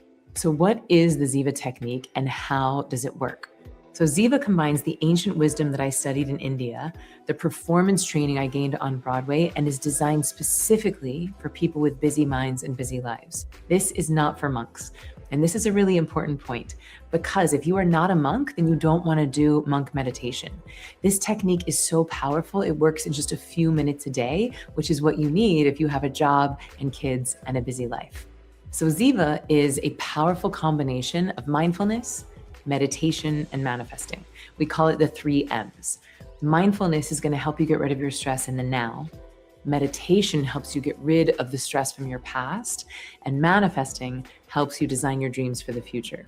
Now think of mindfulness like the appetizer course of Ziva. It's really the art of bringing your awareness into the present moment. And this is where our bliss resides. Mindfulness basically gives you the ability to feel and process in real time so that you don't involuntarily launch into a stress response. It's like giving your nervous system a pause button. So next time your partner or your kid or your boss says something to you and it really gets your goat, you don't have to pounce or panic. Then there's the main course, which is meditation. Now, specifically what we teach at Ziva is designed to release decades of old stored stress in your cells, stress that has been silently weighing you down. Now, look, if you were rolling your eyes like I did at the mere mention of meditation, I want you to stay with me, because this particular technique is not the same as others. It gets rid of stress at the root, some of which may have been stuck in your body since childhood. Now, how does this work? The deep rest that Ziva gives you de-excites your nervous system. And when you de-excite something, you create order. And when you create order in your body, then the lifetime of accumulated stress can start to come up and out. This leaves you with lightness and clarity that you've likely never ever felt before. This is why the world's top performers and innovators almost all start their day with meditation. Well, I don't have time not to meditate now. And I don't know that many people who are busier than I am. I don't know anyone busier than you. And it is something that I look forward to, that without which I start to feel not well. Like I notice a level of agitation or fatigue or mental strain, and I use my brain a lot. It's like taking my brain to a car wash. It's the most amazing thing. So now we come to the dessert course, which is manifesting. Now, manifesting teaches you how to consciously create a life you love. How? By learning to program your brain to spot the opportunities that you desire. Now, when you combine that with meditation, which allows your nervous system to feel safe when the opportunity shows up, this is what starts to attract that dream person, that dream home, or that dream job that you want. With this technique, the whole really is greater than the sum of its parts. Now, if you are thinking, I have tried all of this before and I quit, I want to assure you, this is not just another app. Ziva is a powerful system. It's a powerful training that can transform you from the inside out. And I get emails from my students almost every single day. And I love this one from Ashley because she wrote, I have done Headspace before. I've tried apps. I even took a meditation course from a monk, but I felt the need to write and tell you Ziva blows them all away. You explain it so well inside the course. And I think what I've been doing previously was a mindfulness practice rather than actual meditation. Now I get into that deep meditation and bliss pretty much every single time. It's truly different, and it's already been a phenomenon in my life. Surprisingly, I also love doing it twice a day. It does make a difference. I had to speak at a conference the other night and I was tired after a 12-hour day. I did my second Ziva meditation and I was completely refreshed afterwards. And then there was Bettina, who was looking for something to help her with stress. Now, she had also tried mindfulness apps, but they never seemed to stick. Then she found Ziva, and just days into the practice, her friends started asking her, like, girl, are you in love? Did you change your diet? What is going on? And then 6 months later, she said, I have never felt more confident, more aligned, or more at ease showing up fully as myself. This is the best decision I have ever made. And I love this story from Kathy Peterson. I remember Kathy started Ziva while she was recovering from stage 4 breast cancer. And her doctors said that her recovery was going to be slow and difficult. But she healed so quickly that her surgeon said, I have never seen anything like this. Whatever you're doing, keep doing it. Now, the Ziva technique is not just for CEOs or elite performers or for when you're sick. This is a tool that is for anyone who feels overwhelmed by life's demands. Parents, teachers, entrepreneurs, all of us sleep better and perform better when we have less stress in our bodies. So this is exactly why I created the world's first online meditation training, so that anyone, anywhere can experience the profound benefits of this practice. And now, after years of refinement, our students say that Ziva is the best in-class meditation training on the planet. And I want to be really clear here. Ziva is not just an app or a quick fix. This is a transformational training rooted in a 6,000-year-old lineage, refined by modern science, and designed to help you get better at life. Now, once you graduate, you're going to have these skills to take with you for life. Ziva is the best of everything I have learned over the last 20 years, condensed into just 15 powerful minutes a day. Because I know how many demand, from work to kids to the intensity of what is happening on the planet right now. This is exactly why we created Ziva, so that you can get more time back in your day. And now, after teaching over 50,000 people with busy minds and busy lives, I have cracked the code on how to get deep healing fast. And the testimonials make my heart so happy. The Ziva meditation practice, it is a refuge for me. It made the way that I operate in life just a lot more like flowy and graceful. Our meditations together, when I started to learn with you, that was one of the best experiences of actually having a practice that could drop me into really deep states of consciousness. It makes me feel like I can do my work better because I can meditate ahead of time. It makes me feel like I can be in my relationship better because if I start freaking out, I can do my meditation. Like it primes me for the day. It primes me to be attuned to myself. Just your guidance around like, meditation is not about being a perfect meditator. You're meditating to get good at life. I meditate twice a day. And sometimes I'm like, can I sneak in a cheeky third one? You get this kind of quantum rest in that state where everything is just dissolved in this beautiful way. And you're such a master at teaching that. Your transmission of meditation awoke in something in me that allowed me to have a deeper dedication to meditation in my life. It has completely and utterly changed my life. So if you have ever felt like a meditation failure because you can't stop your mind from thinking, good news, you are a human and not a robot, which means that your brain has one job, and that is to think. It would be like telling your heart, like, hey, could you stop beating for a second? That's not happening. Ziva doesn't work by trying to stop your thoughts. So how does Ziva work? Ziva meditation is a 15-day training that you can do from anywhere at your own pace. Each day is designed to build on the previous day's training. From mastering mindfulness in the first 3 days to experiencing a deep, juicy style of meditation that dissolves decades of stress in your body, to learning how to manifest your dream job, your dream home, or your dream relationship. Now, here's the thing. If you wanted to learn something this powerful even a few decades ago, you would have to fly to India, probably not direct, find a teacher, apprentice them for years, dedicate a week's worth of your salary, and then possibly change your name to something mystical. Even today, learning this technique in person costs $1,300. And my private students pay $15,000 for live training. Training is delivered online. We can make it so much more accessible. So the enrollment price is nowhere near the $15,000 cost to work with me privately. Now, normally the price for Ziva meditation is $399, which is only a fraction of what you pay for in person. But when you enroll today, you can access this life-changing course for $200 off. This means instead of paying $1,300, your tuition is just $199. And this special offer is reserved exclusively for people who have watched this entire video. It's my way of saying thank you for spending this time with me. Now, here's one of my favorite parts about Ziva. Once you graduate, you're gonna have these powerful ancient tools to take with you for life. Yet this investment is less than one single therapy session or a month of lattes. This is less than one crazy Target run where you black out and come home with 3 candles, a throw pillow, and a vague sense of regret. Now, there are any voices of scarcity inside of you saying that you can't afford to invest in. I'm gonna share a story with you that's gonna show you why you can't afford to not do this. James was drowning in stress and debt.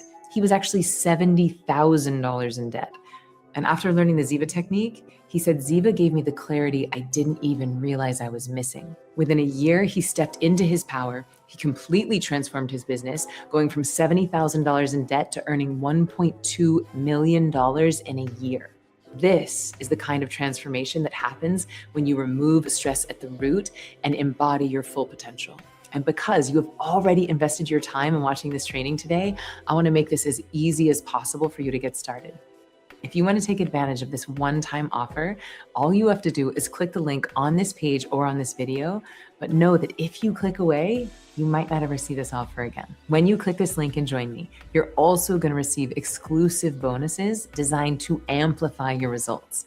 You're going to get 4 powerful guided audios to help you fall asleep and wake up feeling refreshed. Ziva Performance to dissolve those nerves and boost your confidence in any situation. Ziva Travels is legit miraculous when it comes to jet lag. And then Ziva Release to help you process emotions in real time. Now, we all know making it a habit is where you see the biggest results. Like, this is where the magic is. And that is why you're going to get 90 days of advanced teachings straight into your inbox. This is going to guide you through the critical early months so you can build a lifelong habit that you love. Now, if you're anything like me, you want a community, you want support when you're starting a new habit. So you are going to have private access to the Ziva community. This is a global network of over 50,000 graduates in 111 countries. And this is where you can ask your questions, share your wins, and receive support from me and the amazing Ziva team. Now, while there is no way to put a price on more time with your family, 10x better memory, becoming 23% smarter, better sex, reversing your body age, all of those benefits are truly priceless. But if we had to total up the training you get inside of the course, it is worth well over $5,500. But I am committed to making sure that these tools are accessible to everyone who is ready. So when you enroll today, you get to take 50% off the course fee. This means you can start feeling better in just 15 minutes for only $199. And I want to make this decision so ridiculously easy for you. I'm so confident that Ziva is going to transform your life that right now, I'm going to give you 30 days to try it completely risk-free. This means you don't have to decide right now. If you're even a little curious, if there's a little part of you that's like, wait, this might help, you can click on the button, enroll today. You can try it for 30 days. And if you are not sleeping better, feeling less stressed, and seeing real results in your life, we're going to refund you. No weird hoops to jump through. Just send an email and boom, you're going to get your money back. All right, so let's do some fast math here. Ziva meditation training is 15 days. The refund window is 30 days. This means you could take the course twice. And if you still don't see results, we will happily refund your investment. Now, at this point, this decision should be a total no-brainer. If you have made it this far in this video, then there is a piece of you that wants to feel better. There is a part of you that wants in. And right now, you have the chance to do the training for $200 off and with zero risk. So right now, you have a choice. You could choose to do nothing. And yourself also has a cost. It's going to cost you more sleepless nights, more stress, more anxiety. It's just like you could choose not to exercise, but your body will pay the price. You can choose not to have the difficult conversation, but your relationships will pay the price. You can choose not to handle your stress, but your life and the lives of everyone around you will pay the price. So you can keep running on empty, you can keep pushing through the stress, keep feeling exhausted, keep doubting yourself, hoping things will get better on their own, or you can say yes. Yes to feeling healthier. Yes to feeling more vibrant every single day. Yes to a body that feels strong and energized. Yes to a mind that is clear and focused. Yes to a life that flows elegantly. Yes to better sleep, deeper connection, more creative. Yes to amazing sex. Yes to unlocking the full potential of your mind and your body. All for just sitting quietly in a chair for a few minutes a day. Because here's the thing, in 15 minutes from now, you could already be feeling your body and mind melt into that bathtub of bliss like I did on my first lesson. Look, I believe that you deserve the most amazing version of you, and right now is your chance to claim it. So all you have to do right now is click the link on this page and get ready for your entire life to be transformed. I love you, and I will see you inside of Ziva Meditation.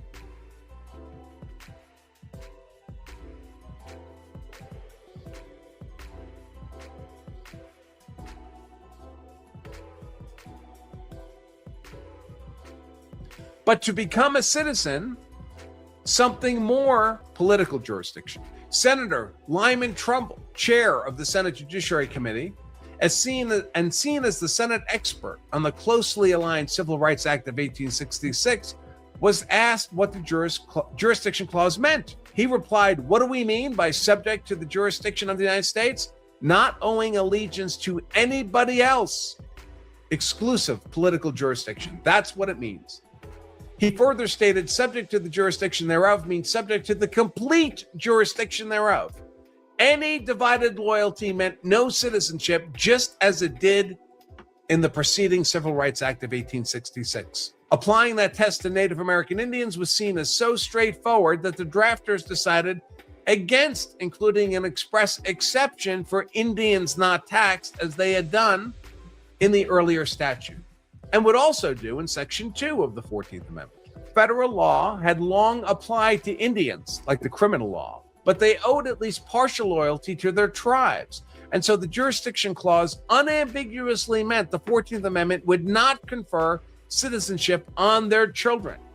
Again, it took that 1924 statute by Congress for Native Americans to have birthright citizenship simply by being born on American soil. Congress later granted Native American Indian citizenship via statute. That's a statute. But until that time, the Indians were regarded as alien people residing in the U.S. and thus were not born in the U.S. and subject to the jurisdiction thereof within the meaning of the 14th Amendment. As modern scholars have recognized, Senator Trumbull and those who agreed with him spoke of the jurisdiction arising from allegiance, not mere presence. Everyone recognized a narrow form of jurisdiction, meaning laws, but it's clear that the men who drafted and passed the Citizenship Clause recognized a second degree of subjection to a country's jurisdiction, a subjection to its complete jurisdiction in ways more closely associated with the rights, duties, and deeply rooted natural allegiance inherent to long-term residence in and meaningful interaction with a particular society. My people. And that more complete form of jurisdiction was needed for citizenship. Merely being born in the U.S. and being subject to its laws was insufficient. If the parents or child had divided allegiances, the child would not be a U.S. citizen under the jurisdiction clause of the 14th Amendment. That approach directly tracked the Civil Rights Act of 1866, which the jurisdiction clause constitutionalized as an amendment. Recall the act excluded those who owe allegiance to any foreign sovereignty. That same limitation was carried into the jurisdiction clause, except the latter was stated affirmatively with regard to the United States, whereas the act had been stated negatively vis-a-vis foreign sovereigns. But they mean the same things. As noted, the most common example at the time of someone who lacked complete allegiance to the U.S. would be the children of Indians. But the same rationale that excluded the children of Indians would exclude the children of Europeans born in the United States if the European power involved claimed the allegiance of the child, which, most notably, British law at the time plainly did. But because no one could owe allegiance to two sovereigns at the same time, such children could not claim total allegiance to the U.S. and thus would not be citizens under the 14th Amendment. Looking for tool storage that's both affordable and built to last? Choose the trusted durability of U.S. General from Harbor Freight. Whether you're looking for complete storage solutions, roll cabinets, carts, or accessories for your garage, U.S. General has it all. With a full selection of colors, customization options, parts, trays, and more. You can build your setup just the way you want. Pick yours up today. See why U.S. General is trusted across America. U.S. General, only at Harbor Freight.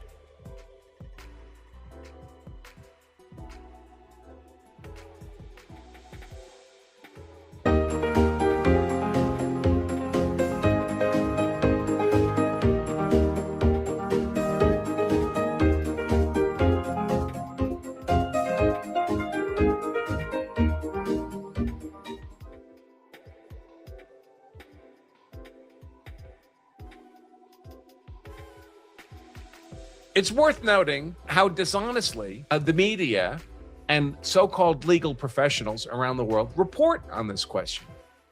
They report on it as if Trump's executive order on birthright citizenship is an effort to change the law. I mean, here's Harvard Law School, Harvard Law Today. Can birthright citizenship be changed? Harvard Law School professor Gerald Newman says the president has no authority at all to change United States citizenship rules. And that's true, but here's the thing. Trump isn't changing the rules. Trump is merely recognizing the rules for what they actually are. And all these journalists and all these legal experts, invariably on the left, are lying to you when they try to tell you that Trump is changing the rules. What Trump is doing is refreshing everybody's recollection on what the rules actually are. And the rules, the actual rules, are that birthright citizenship applies only to people who are born on American soil and who are exclusively subject to American jurisdiction, meaning that their parents are exclusively subject to American jurisdiction and have no loyalty to any other sovereign state. So they cannot be illegal invaders of our nation. They have their own nationality and their child inherits their nationality, even if born on American soil.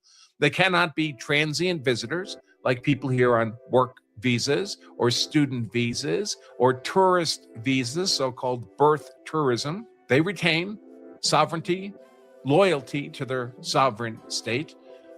We do have one Supreme Court decision that says birthright citizenship can extend to people whose parents are non-citizens but are permanent resident aliens. I think that's bad law, but in fact, allows for that. So it doesn't even purport to change that old Supreme Court decision of Wong Kim Ark. We'll take a look at that in a moment. All Trump is doing is correctly clarifying what the law actually is on birthright citizenship. It doesn't apply to just anyone who's born on American soil. That would be a legal doctrine called just solely, the soil, the law of the soil. And that is a legal doctrine that has and can exist in various places. And it would mean that anyone born in a jurisdiction is automatically a citizen of that jurisdiction, no matter what, no matter the citizenship of their parents, no matter what their status is when they're born there, what their parents' status is, just doesn't matter. The soil gives you citizenship. That has never been American law. There's no court that says it's ever been American law. It's not American law today. Although the legal experts will lie to you and will tell you that this Supreme Court case of Wong Kim Ark establishes just solely as American law. It does not. It does not. Wong Kim Ark mentions just solely once in passing in reference to ancient Rome, where it was the rule. But it never says that's now the rule in America. It doesn't say anything of the sort. They just lie and lie and lie. That is what they do. Fortunately, you're here. And here you get the truth. So let's provide some foundational facts on all this. So here's that executive order protecting the meaning and value of American citizenship. And the relevant portion for us reads, by the authority vested in me, blah, blah, blah, blah. Purpose of this executive order. The privilege of United States citizenship is a priceless and profound gift. The 14th Amendment states all persons born or naturalized in the United States and subject to the jurisdiction thereof are citizens of the United States and of the state wherein they reside. That provision rightly repudiates the Supreme Court of the United States' shameful decision in Dred Scott. Dred Scott was the Supreme Court decision that said slaves in America cannot be American citizens. Even freed slaves cannot be American citizens. Later overturned, which misinterpreted the Constitution as permanently excluding people of African descent from eligibility for United States citizenship solely based on their race. And this, by the way, this Dred Scott decision was largely what the 14th Amendment, passed, ratified shortly after the Civil War, was intended to rectify, to provide citizenship to freed slaves. How do we know that? Because the men who wrote and debated and ratified the 14th Amendment tell us so. We're going to look at quotes in their debate in just a moment. Trump's executive order continues, but the 14th Amendment has never been interpreted to extend citizenship universally to everyone simply because they were born within the United States. That's incontestably true. The 14th Amendment has always excluded from birthright citizenship persons who were born in the United States but not subject to the jurisdiction thereof. So that phrase is in quotes here because it's important. It controls the argument here. The executive order continues. Consistent with this understanding, the Congress has further specified through legislation that persons born in the United States and subject to the jurisdiction thereof is a national and citizen of the U.S. That statute just echoes the 14th Amendment's language. And now the relevant part of Trump's executive order. This is where people who thought they might be citizens or their children might be citizens get excluded. Trump's executive order writes, among the categories of individuals born in the United States and not subject to the jurisdiction thereof, and therefore not American citizens under the 14th Amendment, the privilege of United States citizenship does not automatically extend to persons physically born in the U.S. when that person's mother is unlawfully present. She's an illegal migrant, third world invader, and the father's not a U.S. citizen or a lawful permanent resident. So for Trump, it's enough if the father is a lawful permanent resident, even if he's a citizen of some other country. That's what Wong Kim Ark, the Supreme Court decision, provides. I think that's bad law. The 14th Amendment doesn't say anything about that. But nevertheless, Trump's executive order is consistent with Wong Kim Ark, allowing for children of permanent resident aliens, what we call today green card holders, to be citizens by birth, or also excluded when that person's mother's presence in the U.S. at the time of their birth was lawful but temporary, such as, but not limited to, visiting the U.S. under the auspices of a visa waiver program, a student visa, a tourist visa, a work visa, and the father, again, was not a U.S. citizen or lawful permanent resident at the time of the child's birth. Very straightforward. Essentially, if the mother's here unlawfully and the parents are transiently, and the father is not a citizen or permanent resident alien, there is no birthright citizenship. That child inherits the nationality of its parents. And here is the relevant language from the 14th Amendment. All persons born or naturalized in the United States and subject to the jurisdiction thereof are citizens of the U.S. and the state wherein they reside. But here's the catch, folks. Subject to the jurisdiction thereof. Now, there's a couple ways to think about jurisdiction. It has multiple contexts. One is criminal jurisdiction. Criminal jurisdiction simply means that if you're in the U.S. and you commit a crime, can we try you in our courts? And the answer is, of course, unless you have some form of diplomatic immunity, which is unusual. You can be tried for criminal violations in our courts, even if you're incontestably a foreign national. So you come visit the U.S. from France and you rob a bank. Can we try you for robbing the bank? Are you subject to our criminal jurisdiction? The answer is yes. Does that in any way change your nationality? No, you're still a dirty Frenchman. You're subject to our criminal jurisdiction. Subject to our criminal jurisdiction simply by being present in the U.S. when you commit your crime. It's got nothing to do with your the state of nationality. It has to do with being physically present. Are you physically present when you're born in the US? Yeah, of course you are. So you're automatically subject to criminal jurisdiction. So this phrase, subject to the jurisdiction thereof, must mean something other than criminal jurisdiction, or it would be redundant. You don't need it.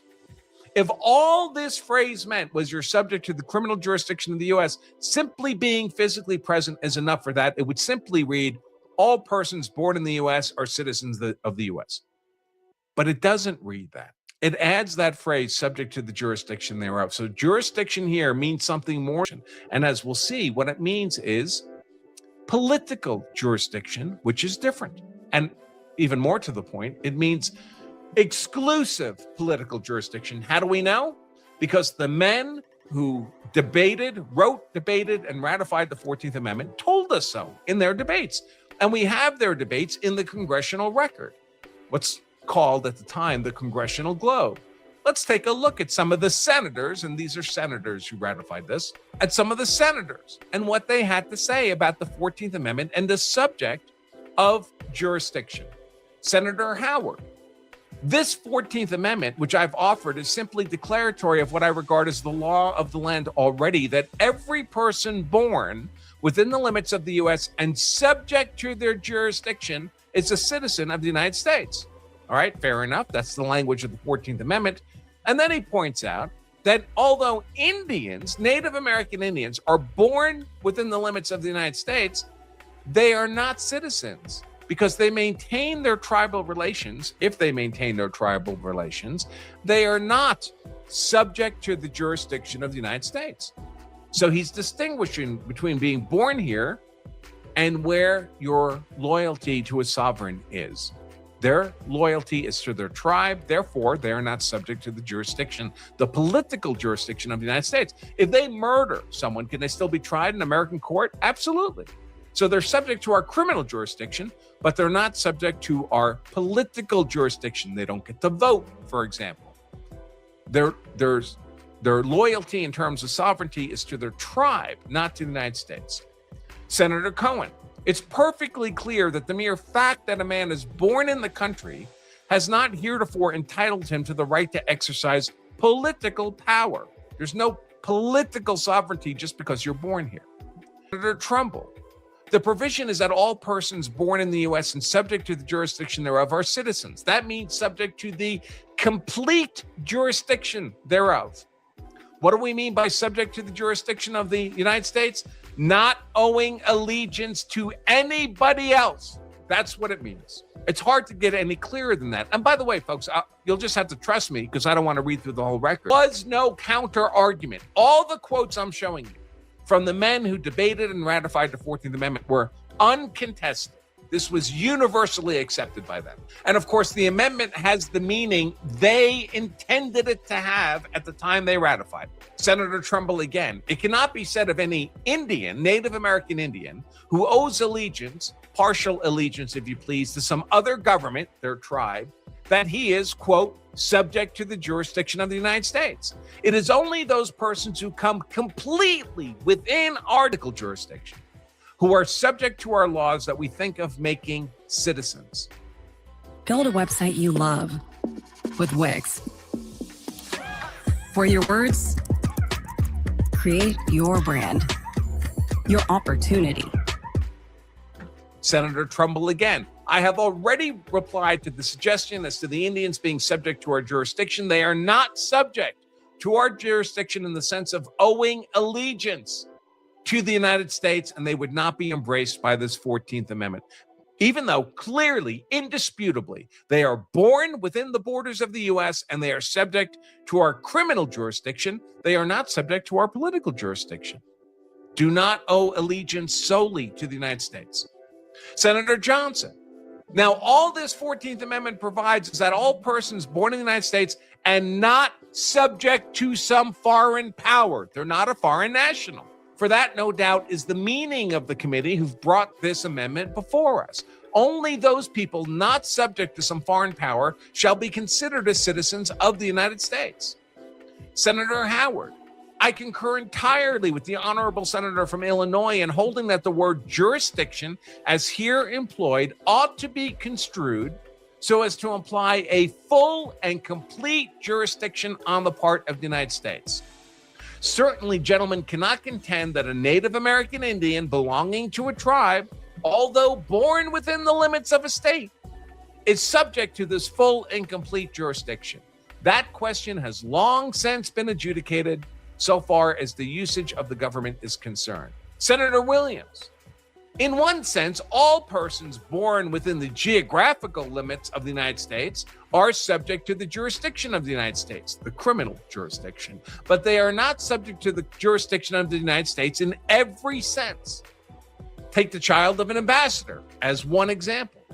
In one sense, the child's born in the United States and is subject to the jurisdiction of the United States because that child, if that child commits a crime of murder or commits any other crime against the laws of the country, to a certain extent, he's subject to the criminal jurisdiction, but not in every respect. I understand the words here, subject to the jurisdiction of the United States, to mean fully and completely subject to the jurisdiction of the United States. No shared nationality.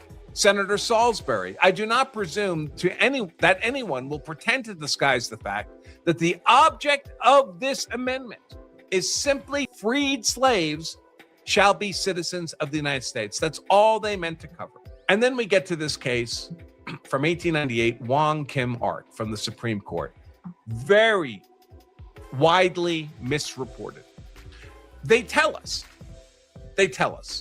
exactly what the legal question is here. This is their conclusion of this lengthy decision. The evident intention, this is quoting the Supreme Court in Wong Kim Ark, the evident intention and the necessary effect of the submission of this case to the Supreme Court upon the facts agreed by the parties were to present for determination the single question stated at the beginning of this opinion, namely, whether a child born in the United States of parent of Chinese descent, the parents were Chinese nationals, who at the time of their birth were subjects of the Emperor of China, but have a permanent domicile and residence in the United States, and are there carrying on business, and are not employed in any diplomatic or official capacity, and they weren't, whether that child becomes at the time of his birth a citizen of the United States, for the reasons above stated, this opinion that the question must be answered in the affirmative. Yes, but that yes is contingent on these specific facts. One of the facts that's unstated, by the way, is that these Chinese parents were in the U.S. lawfully. When they left the U.S., they were able to come through customs and return to the U.S. They were permanent resident aliens. They were not invaders, and they were not here transiently. They were permanently domiciled in the U.S. So to the extent that Wong Kim Ark covers anything, it only covers people who bear a child on U.S. soil, who are here legally and permanently, what we would call green card holders. These people are covered by Trump's exchange, anything for them. He says that if the father is here as a citizen or permanent resident alien, his child's an American citizen by birth. So President Trump is consistent with Wong Kim Ark. Now, I would argue that Wong Kim Ark is bad law because the 14th Amendment doesn't say anything about permanent resident aliens of people who are non-citizens. But even if you decide Wong Kim Ark should not be reversed, it's still limited to the facts of this case. People lawfully present, permanently here, not transiently here. Now, Wong Kim Ark does say a lot of other stuff. So it can get kind of confusing. You can find words in there that seem to define birthright citizenship more broadly. But here's the thing.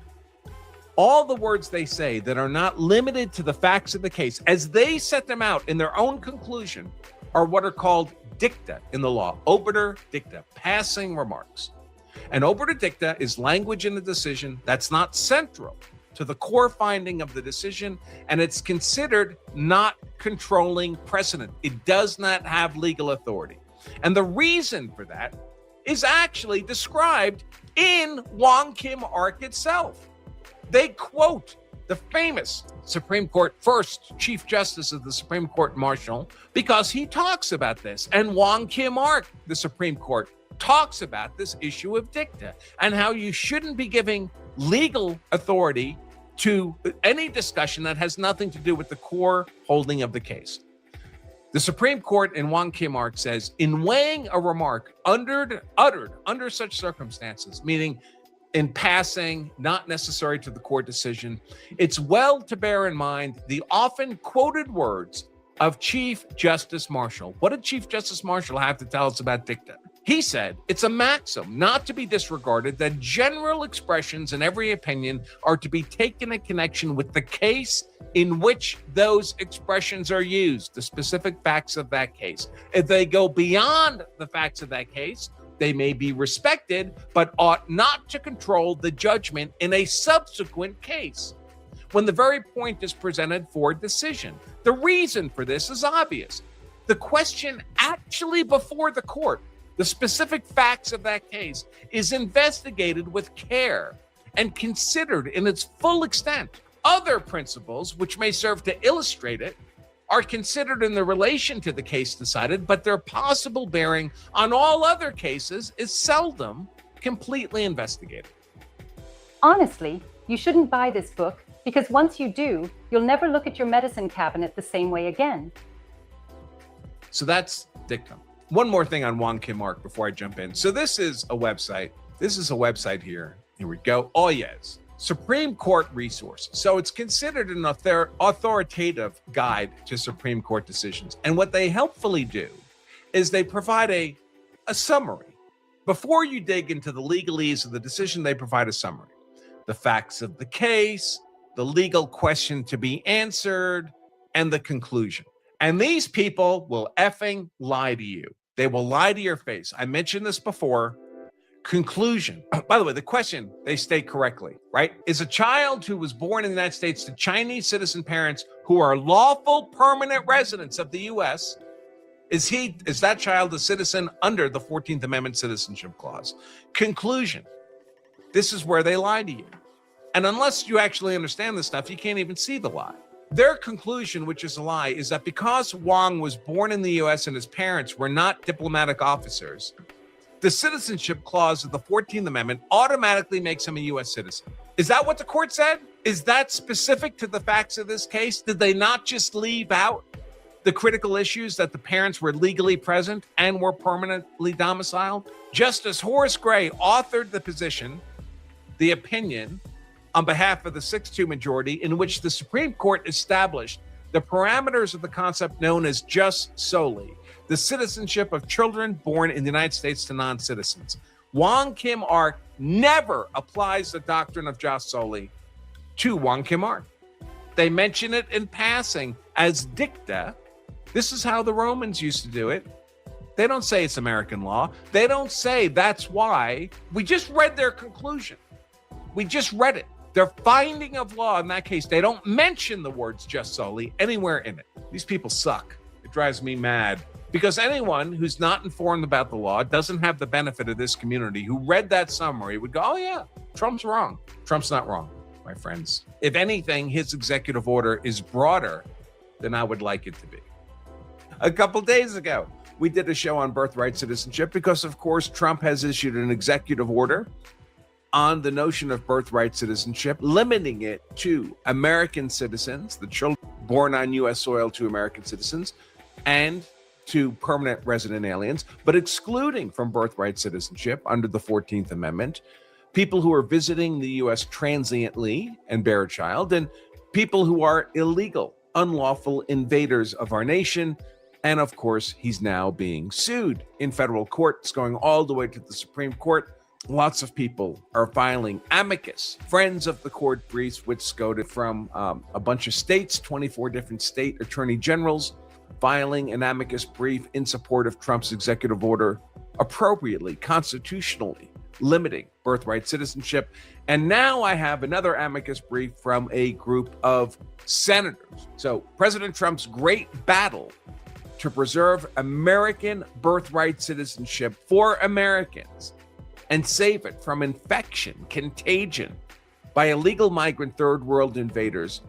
Well, Trump's battle continues to gain support, this time from a collection of U.S. senators, including Ted Cruz, Mike Lee, Marsha Blackburn, Lindsey Graham, I know, and a bunch of others. And this week they filed an amicus brief with the U.S. Supreme Court arguing for the constitutionally correct position that the 14th Amendment Birthright Citizenship Clause applies only to the children born on American soil to American parents and perhaps to those born to permanent legal residents, what we would call today green card holders, but that there is no such thing as birthright citizenship for children born on U.S. soil to parents who are transient visitors to the U.S., work visas, student visas, birth tourism visas, and especially no birthright citizenship for children born on U.S. soil to parents who are illegal invaders of our nation. Well, they're United States senators. They have a strong interest in the outcome of this case because Congress,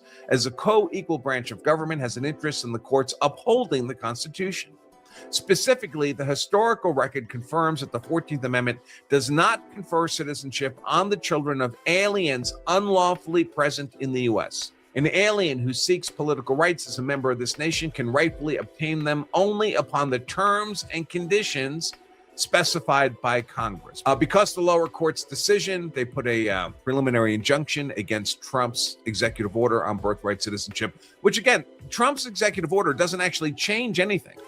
It merely recognizes the correct law of birthright citizenship. When you see reporting in the media about this, it's always characterized as Trump trying to change birthright citizenship or do away with birthright citizenship or strip from children born to illegal migrant third world invaders birthright citizenship. Trump's executive order actually changes nothing. It only recognizes the correct constitutional state of birthright citizenship. English law. In Calvin's case, which this Supreme Court cited in Wong Kim Ark, Lord Coke, so that's a British case, not an American case. Lord Coke, a famous British judge, Lord Coke explained what made someone subject to the jurisdiction of English courts. He noted, Ted Cruz probably wrote this, so it's going to be full of Latin, which obviously I don't speak and cannot really pronounce except when it's a legal term of art I'm familiar with. Lord Coke noted that it is nec calum nec salum, neither the climate nor the soil that grants citizenship, but ligentia, allegiance, and obedientia, obedience, that make one subject to the laws of the country. So it's a mental state. It's not an accident of geography or presence. Jurisdiction in that sense does not turn simply on whether the person was present within the territory or subject to its laws, like criminal law, but whether he owed allegiance to the sovereign. As the DC Circuit has explained, Calvin's case means those born within the king's domain and within the obedience or allegiance of the king were subjects of the king or citizens in modern parlance. Lord Coke cited several prior cases to make the point. Most notably was Perkin Warbeck's case, where a Dutchman declared himself the rightful heir to the English throne, then traveled to England in an attempt to take the throne. He was captured, but the English court concluded he could not be punished by the common law for treason because he was not subject to the civil court's jurisdiction. It's only treason if you're acting against your own nation. No state of war between the countries, but his mere presence was unlawful, and thus he had never been under the protection of the king, nor ever owed any manner of allegiance to him. As Professor Estreicher, an expert on these issues, a legal expert, explains, Warbeck's very setting foot on the English soil as a pretender to the throne made him a criminal in the eyes of English law, one who had never claimed the protection of the king by virtue of his lawful presence in the realm. So it was the illegality of his presence that placed him outside the ordinary jurisdiction of English law. What about the understanding of citizenship during the drafting of the 14th Amendment? The concept that jurisdiction included two aspects: being subject to a nation's laws, like criminal, but also holding allegiance to the sovereign, continued into international relations and American practice in the lead up to the 14th Amendment. The status of dual allegiance, ordinary as it seems today, seemed anomalous and inappropriate in the 1860s, as the general view was that no one can have two countries. And by the way, I don't know why that's not the rule today. I don't know why we allowed in the past. I've had the opportunities for dual citizenship in two nations, European nations, Belgium, where my mother came from, and Italy, where my father's side of the family came from. And I've never done it, even though it would have had certain employment and other advantages, working within the EU, for example, which I did for a number of years. It would have obviated the need for me to have a work visa in the EU, which I had to arrange. But I never wanted to be in a position where my loyalty to America could be contested as being split. At the time of the 14th Amendment's drafting and ratification, the terms immigration status would have been meaningless because the United States had only minimal immigration laws in the modern sense. And instead, the crucial inquiry was the parent's allegiance to a foreign country. That's because the general rule at the time was that citizenship of a child followed the parent's citizenship, and their original sovereign would often claim the allegiance of the child, regardless of where he was born, as British law at the time plainly did. The United States law was the same. In 1855, before the Civil War, Congress enacted a law dictating that persons heretofore born or hereafter to be born out of the limits and jurisdiction of the United States, whose fathers were or shall be at the time of their birth citizens of the U.S., shall be deemed and considered and are hereby declared to be citizens of the United States, except for persons whose fathers never resided in the U.S. Accordingly, in 1866, a foreigner could be domiciled in the United States, but remain subject to a foreign power, a foreign national. With this background, the terminology used by the drafters of the jurisdiction clause makes more sense to modern readers. Oh my God, this tastes so good. You guys hit it out the park. Well, thank you. It's because it's different. It's fermented. Here's the thing, because when I was in France... The history of the jurisdiction clause begins with the Civil Rights Act of 1866, which stated that all persons born in the United States and not subject to any foreign power are hereby declared to be citizens of the United States. So this was the first effort, the Civil Rights Act of 1866, to grant citizenship to the freed black slaves in statute form. Senator John Bingham, a principal author of the future 14th Amendment, said this provision meant that every human being born within the jurisdiction of the United States of parents not owing allegiance to any foreign sovereignty, as the freed black slaves didn't because they had no state, they were stateless, but a foreign national would. Every human being born in the jurisdiction of the United States of parents not owing allegiance to any foreign sovereign would be a citizen. This invoked the concept of total allegiance to the United States, a concept defeated if the parents, and thus their child, owed any allegiance to their home country. There were, however, serious doubts whether Congress had constitutional authority to enact the 1866 Act. President Andrew Johnson vetoed it in part on that basis, but the veto was overridden. And so it was clear to many in the Republican majority that a constitutional amendment would be needed to give the Civil Rights Act a solid foundation on which to survive future legal challenges. Accordingly, it cannot be seriously doubted that what would become the jurisdiction clause was intended to have the exact as the Civil Rights Act of 1866, which referred to foreign allegiance. The earliest draft of the 14th Amendment originally included no citizenship clause. But in May 1866, Senator Benjamin Wade sought to replace the word citizen in the privileges or immunity clause of the 14th Amendment with the phrase, persons born in the United States are naturalized by the laws thereof. This prompted a discussion of whether that was actually the proper definition of citizen. Senator Jacob Howard, a sponsor of the 14th Amendment, soon proposed a new clause that invoked the historic term of art jurisdiction.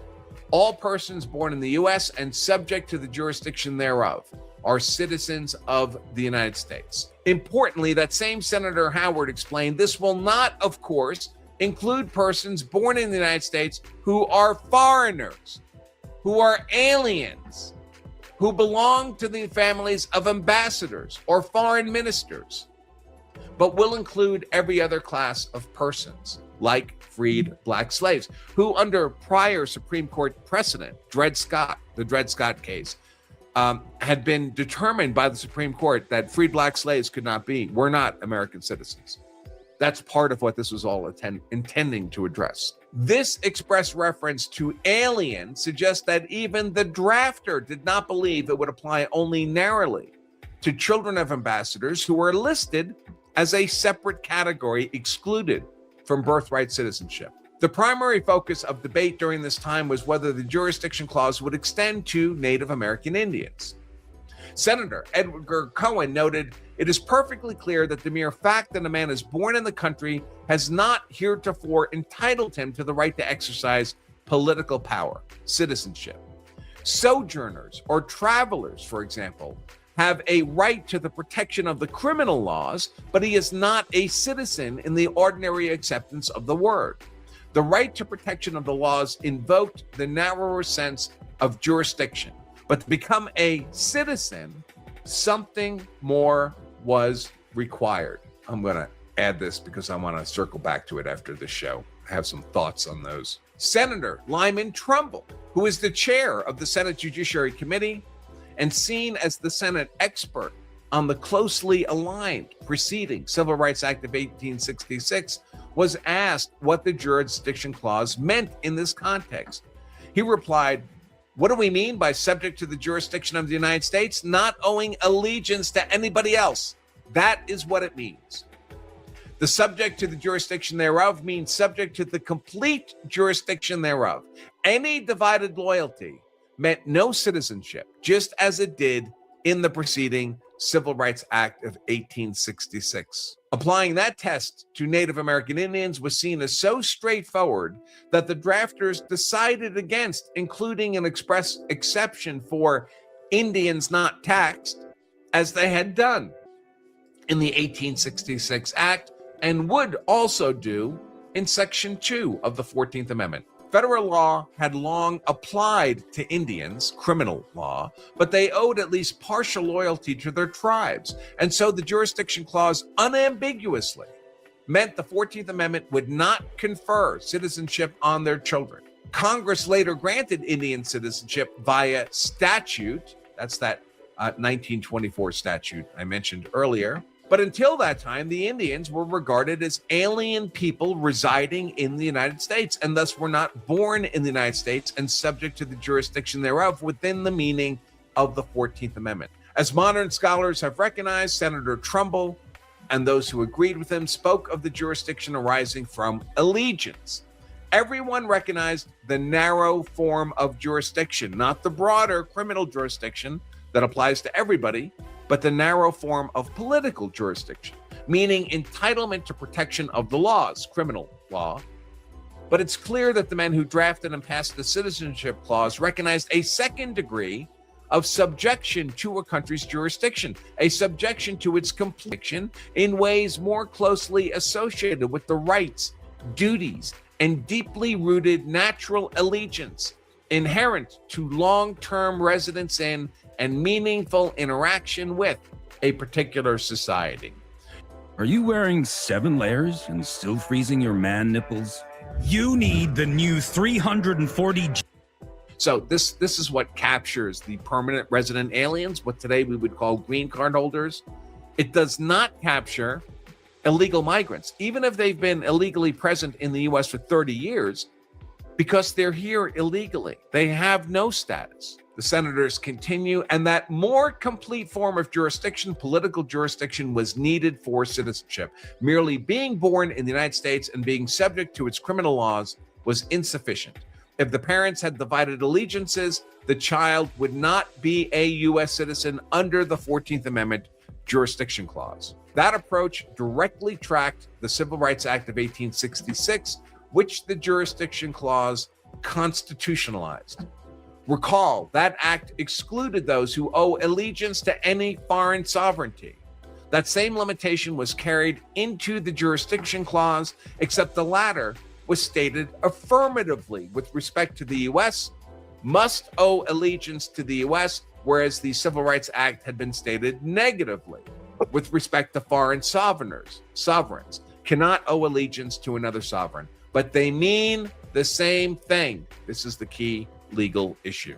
As noted, the most common example at the time of someone who lacked complete allegiance to the U.S. would have been the children of Native American Indians, but the same rationale that excluded the children of Indians would exclude the children of Europeans. Born in the United States, if the European power involved claimed the allegiance of the child, which most, notably British law at the time, plainly did. Because no one could owe allegiance to two sovereigns at that time, such children could not claim total allegiance to the U.S. and thus would not be citizens under the 14th Amendment, just as they would not be citizens under the Civil Rights Act of 1866. The focus on allegiance continued in the years immediately after the 14th Amendment was ratified. This is Democracy Now! Man, hold up. Man, hold up. There was enough game for the night. 4 hours of game. Birthright Citizenship. Shout out to a lawyer, Andrew. Shout out to the sister, Liz, for dropping that good game. And we're going to keep it going till next time, man. Just to go and drop it down for the night.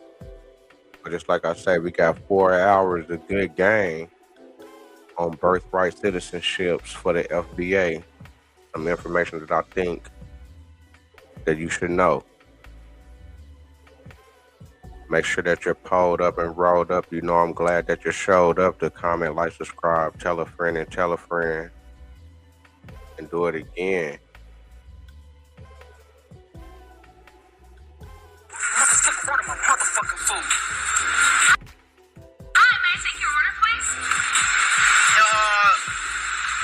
Let me have a double burger, some fries. Fuck that shit with cheese, nigga. Hey, yo, make that double burger with cheese. See, y'all made me shoot your stupid ass over nothing. Come on, man, we supposed to be brothers. What, you trying to get smart?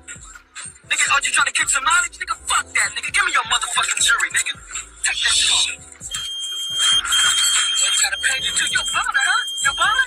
Yo, this is motherfucking shit. Better meet in the motherfucking cops, nigga. Now could be like just dope. As I'm on, Oh yeah. Come on now. I'm getting crazy. Times are getting crazy. Times are getting crazy. Times are getting crazy. Slow down. I'm getting crazy. Times are getting crazy. Times are getting crazy. Times are getting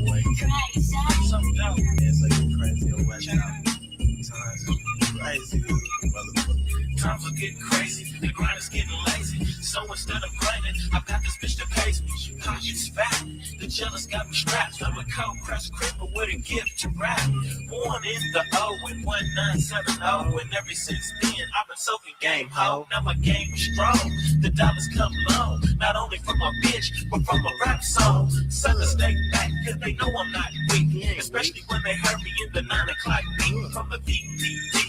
I steady get harassed, those damn black and whites and that motherfucking task. They steady sweating me, they ain't letting me live my young life, and they smooth rejecting me because of young brothers from a black minority. They wanna lock you down in the youth authority. Homie, please, I'm out to stack cheese. Flip me a yacht, Jacuzzi 7 Seas, a Benz with a hunt.